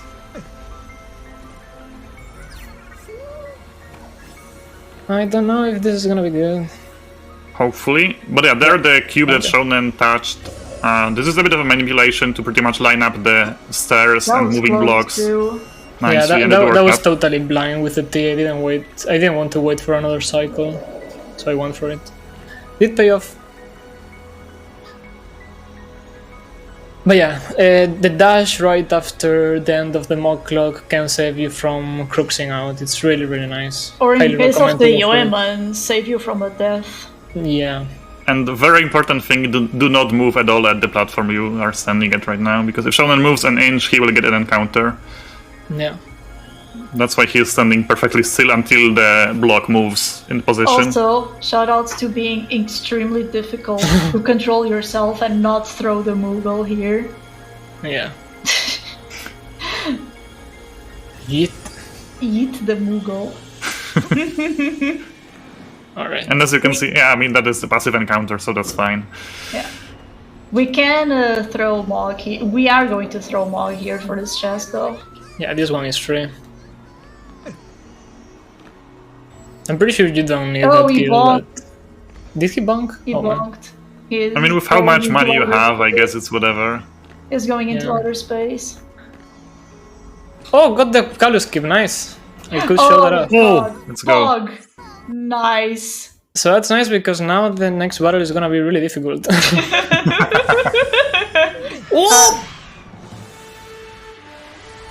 Oh no. Oh my god. Oh no. I'm assuming you did not fall down. I'm assuming yes I did. Oh my Did you? Did you fall No. down? Oh no. Oh no. Oh, But a good thing you touched the Cactuar statue. Yeah, good thing you touched the Cactuar statue. Oh my god, that's terrible. I We think got we're gonna some get cows for overestimated the now. flags, and now we're gonna have to go there again. Oh, Well, if you have something to read, that would be a perfect Yes, moment. Yeah, this would be totally a perfect time yours. to read. oh my the god, I was pages. so unlucky, man. That is incredibly unfortunate, but hey, at least that means I get to read some more stuff, because I do want to take this time to remind everyone that we are still raising money for Save the Children, a wonderful charity, and what they do is that they ensure that the most vulnerable families have the funds to give their children the right kind of food and care needed to stay healthy. Save the Children makes sure that expectant mothers and babies receive care and information before, during, and after childbirth so that babies have the best chances of surviving, growing, and developing. And they also work with local and national governments to strengthen policies and systems so that no child dies from preventable cause. So really, if you can spare anything at all, $5 or up, anything is appreciated to this great cause. And while you're at it, we do have incentives and bin wars that you can donate towards as well. We do still have the Trackmania runs coming up not too long after this, and we're getting really close to hitting that flip the controller incentive where Rasta, our runner, will flip his controller upside down for one track as soon as the incentive is met, or if we meet it early, it will happen randomly. So we're missing $70 to meet that, so if that's something you can spare and that's something you want to see, maybe we can get a $5 donation train or something coming in to meet that. Thank you, Tali. Yeah. Unfortunately, Epcalus Keep only works once. We cannot get it Yeah. again. We have to fight it this time. Yeah, so Yeah, in for order the ski for you- pretty much, or do, okay, explain, Shonen. Go, no. All yours, awesome. I mean, I'm not even sure if I'm correct, but pretty much I think all yours. if You're you land always at correct. the specific point of the platform and wait for the Stop Caius text to appear on the screen, then if you move then, Apkalu will just not spawn and you can skip the Apkalu fight completely. Unless you get caught like Shonen just did, I guess. Yeah, that was extremely unlucky. Oh, right. You know what this is, Shonen? No. It's the curse of the fishies. You cannot get away from them. Oh man. Wait, did you miss the throw Fishes. again? No, I didn't this time know. he got it. Relax. okay. But yeah, once the Did you miss again? Are you Yeah. that bad? once the Stop Caius text appears, that story trigger that overrides the Apkalu spawn stops being there altogether, so you have to fight it. This fight is guaranteed. There is no way for you to skip it other than getting that very specific story trigger.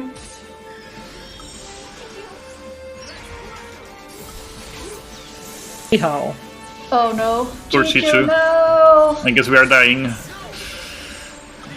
Yeah, this fight can be a bit annoying from time to time. Go, Chichu, go. If you don't kill it instantly. Oh my god. Okay, can I actually kill here? I have no idea. Oh my god. I always This just is die. going so Yeah. bad, wow. Ah! I should have stayed on guarded assault. This Oh my god. Apkalu is Not nice today. Yeah, if you don't kill it nice. instantly, it's just a full fight.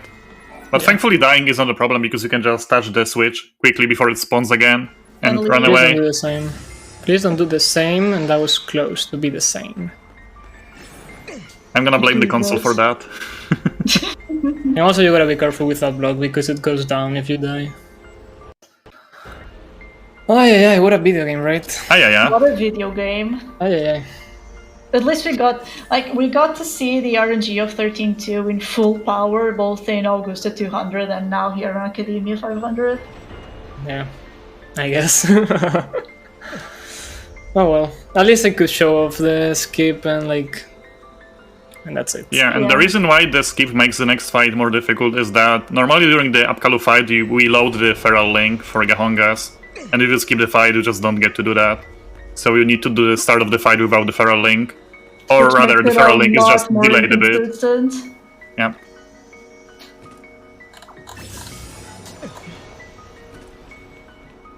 Okay, so there are two ways for you to do this encounter. You jump, and if it triggers the spawn, you have to wait for the behemoth to go forward, and then you can go to the right.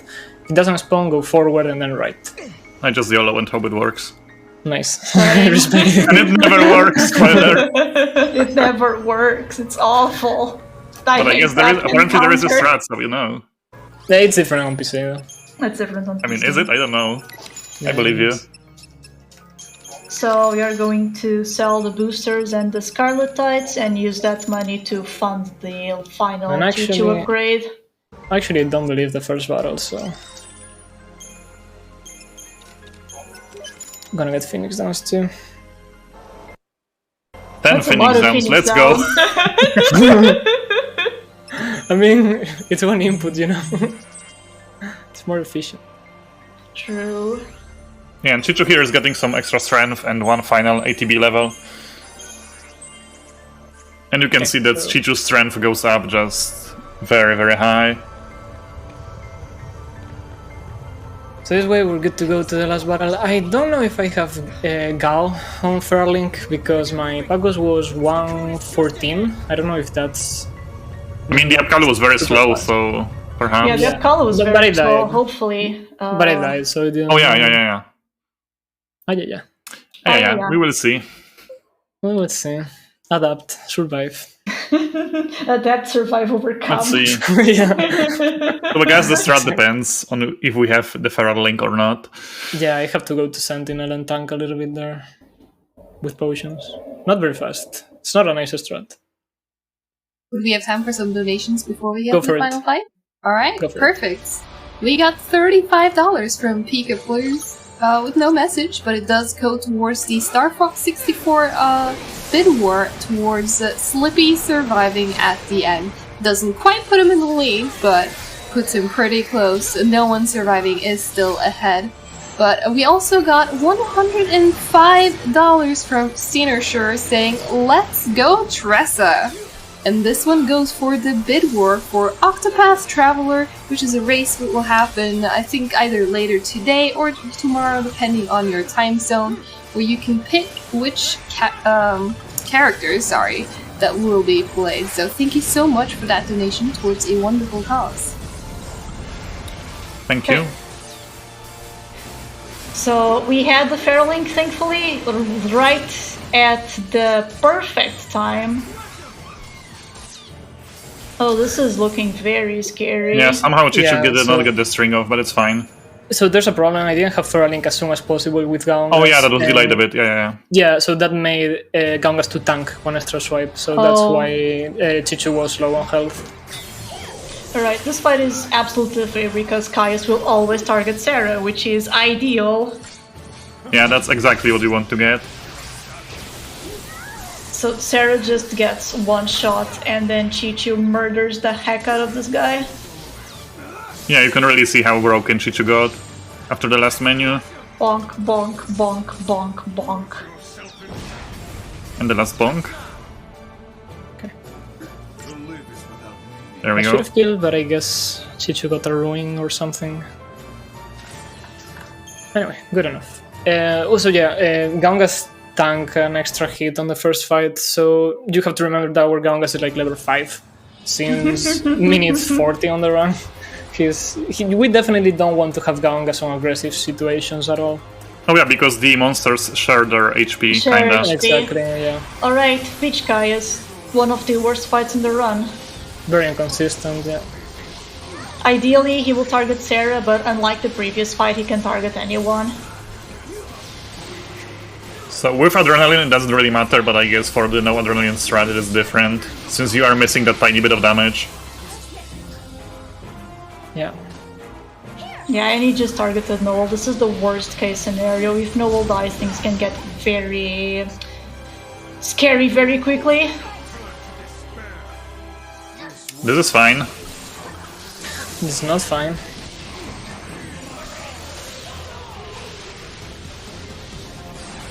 Okay, I'm hoping on the LA cow to kill. LIKO think it did. before he kills Sarah. Okay, nice. Woohoo! That was scary. And great. Totally risky, Yeah. but... yeah, you can And see now we how are onto the powerful final it fight is. of the game. Yeah, that passive is really powerful there Yeah. with Meteorite. Also, Feral Link from Chichu's Meteorite, as you can see. We've been And using it quite a Meteorite bit, is I think. just It's like an throws- extra, Yeah, it's an extra attack ATV. essentially. pretty much, yeah.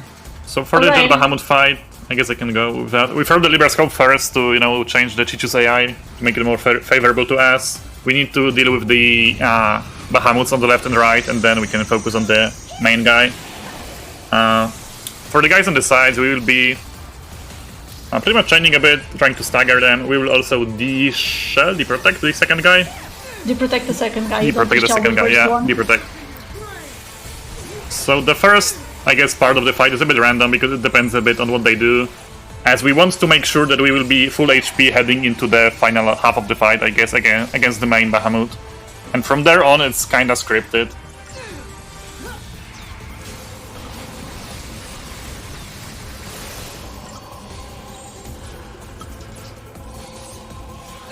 Oh, that's very nice slashing.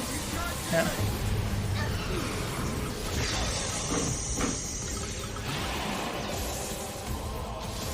So once... Okay, go on, Pharaoh. No, you can go. I mean, once Amber Bahamut dies, the Jet Bahamut will throw a lot of debuffs at us, and that's where Shonen will use the Unicorn Horn to get rid of all the debuffs. Then he will auto battle, I guess, switch to Malevolence, auto battle again, use Gahonga's Feral Link to get all the buffs on our party. And then that's very important, right after that he will potion once and switch paradigms, and he needs that potion to survive pretty much. To make sure Sarah doesn't die too quickly, because we want Sarah to die, but she cannot die too quickly.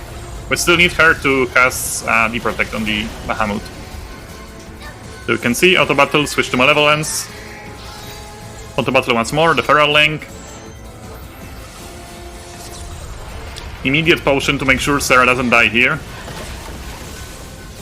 Now we need to stagger. After stagger, we want to get Deprotect on Bahamut. And this is exactly where we want Sarah to die. And she will die after the next attack. As you can see, she is barely alive right now. That's exactly what we want. That's all scripted, and she's gonna die now. After that, I guess Shonen will potion again a bit to make sure Chichu is in good HP. You're gonna have to ensure Noel survives the next string. Yeah, and now we try to survive and hope that Chichu kills pretty much, and time is coming up soon. I think I die. And... No, I die.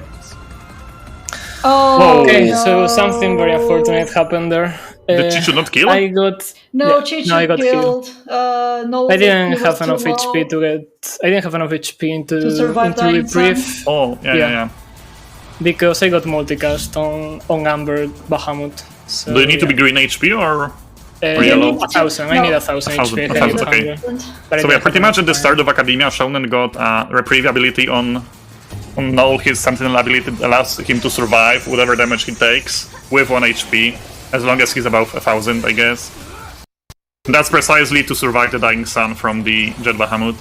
Yeah, because Reprieve only triggers as long as Noel is on, or the Sentinel is in isn't in red HP. So the problem is Dying Sun has 2 hits. The first hit, what happened there was the first hit knocked Noel into red HP, and the second hit killed because Reprieve didn't trigger. And I guess this is another problem of the no adrenaline strat, because with adrenaline you just have enough damage to kill Bahamut just before the Dying Sun happens. Just before Dying Sun hits. But here, since Chichu is missing that 20 or 30% extra damage on top of all the other multipliers, so that's quite a bit of damage missing. It ends up so that you need to tank the Dying Sun and hope that the meteorite from Chichu kills. Yeah, during Meteorite, Chichu cannot kill. He will always survive Dying Sun with 1 HP. It's the same happened again, that's unfortunate. Yeah, I said before that you want to be full HP before killing the last before killing Amber Bahamut, but sometimes he just does his multicast right before dying, and that puts you in a low HP, which is a bit scary. You might need to potion more.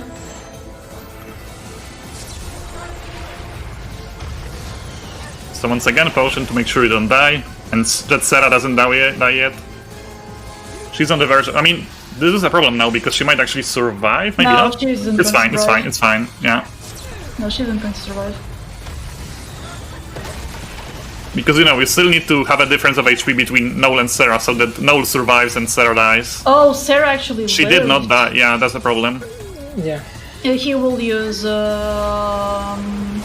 This is still okay The though. This sword. is yeah. The sword is coming. This is just the backup strats now. This is really bad. Because as we said, Sarah dying means that Chichu deals double damage effectively. And since she didn't die, we are losing our buffs now because they run out. So fingers crossed.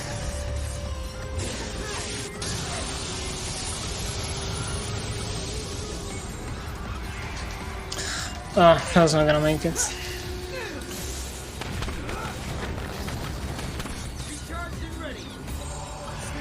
Oh, the seeds are exploding. Okay, Chichi lived. Poof, this battle is terrible. The problem is we don't have buffs anymore, and like I said, the buffs multiply our damage by a lot. Poof, that was really bad. Anyway, time coming up, and time. GG, super well done. Oof. Yeah, time. Shonen, for how this fight went. That Yeah. battle was, well, Because like I said, the fight is usually scripted, but the moment it goes off script, it's just terrible. Yeah. yeah. Basically, like, to Yeah, summarize everything, good. Bringing that back. yeah, what happened with Amber is that I got multicast on Noel twice, like, only targeted on him. First time I did the battle as usual, trying to get reprieve normally, and it was working well, but I didn't have enough time for another potion. 850 was enough to trigger reprieve, that leaves us at 1 HP, and then changed to Guarded Assault for Mediguard to stay on the ground and not die to falling damage. But it was not enough. Like, the battle should go as the first one, but basically missing less damage, less HP. And then the second one happened the same, so you had to back up a little bit. Really slow fight. In general, Academia was extremely slow because of Kalu and that battle. Other than that, the rest of the run was nice. But anyway, thank you everyone Yeah, for it was a very GGs nice and for run. watching. Yeah, GG Shonen, really well done. Shonen. Thank you. Hopefully it was enjoyable for everyone. And shoutouts to the 13 community. If someone wants to run any of the 3 games, feel free to join it. Look it up on speedrun.com. And that's it for me. So, all for you guys. Yeah, thank you for having us, ESA. It was a pleasure. Yeah, thank you a lot. Take care, everyone. Thank you so much. What a great run. I definitely had a good time, even if we did go slightly above estimate. But hey.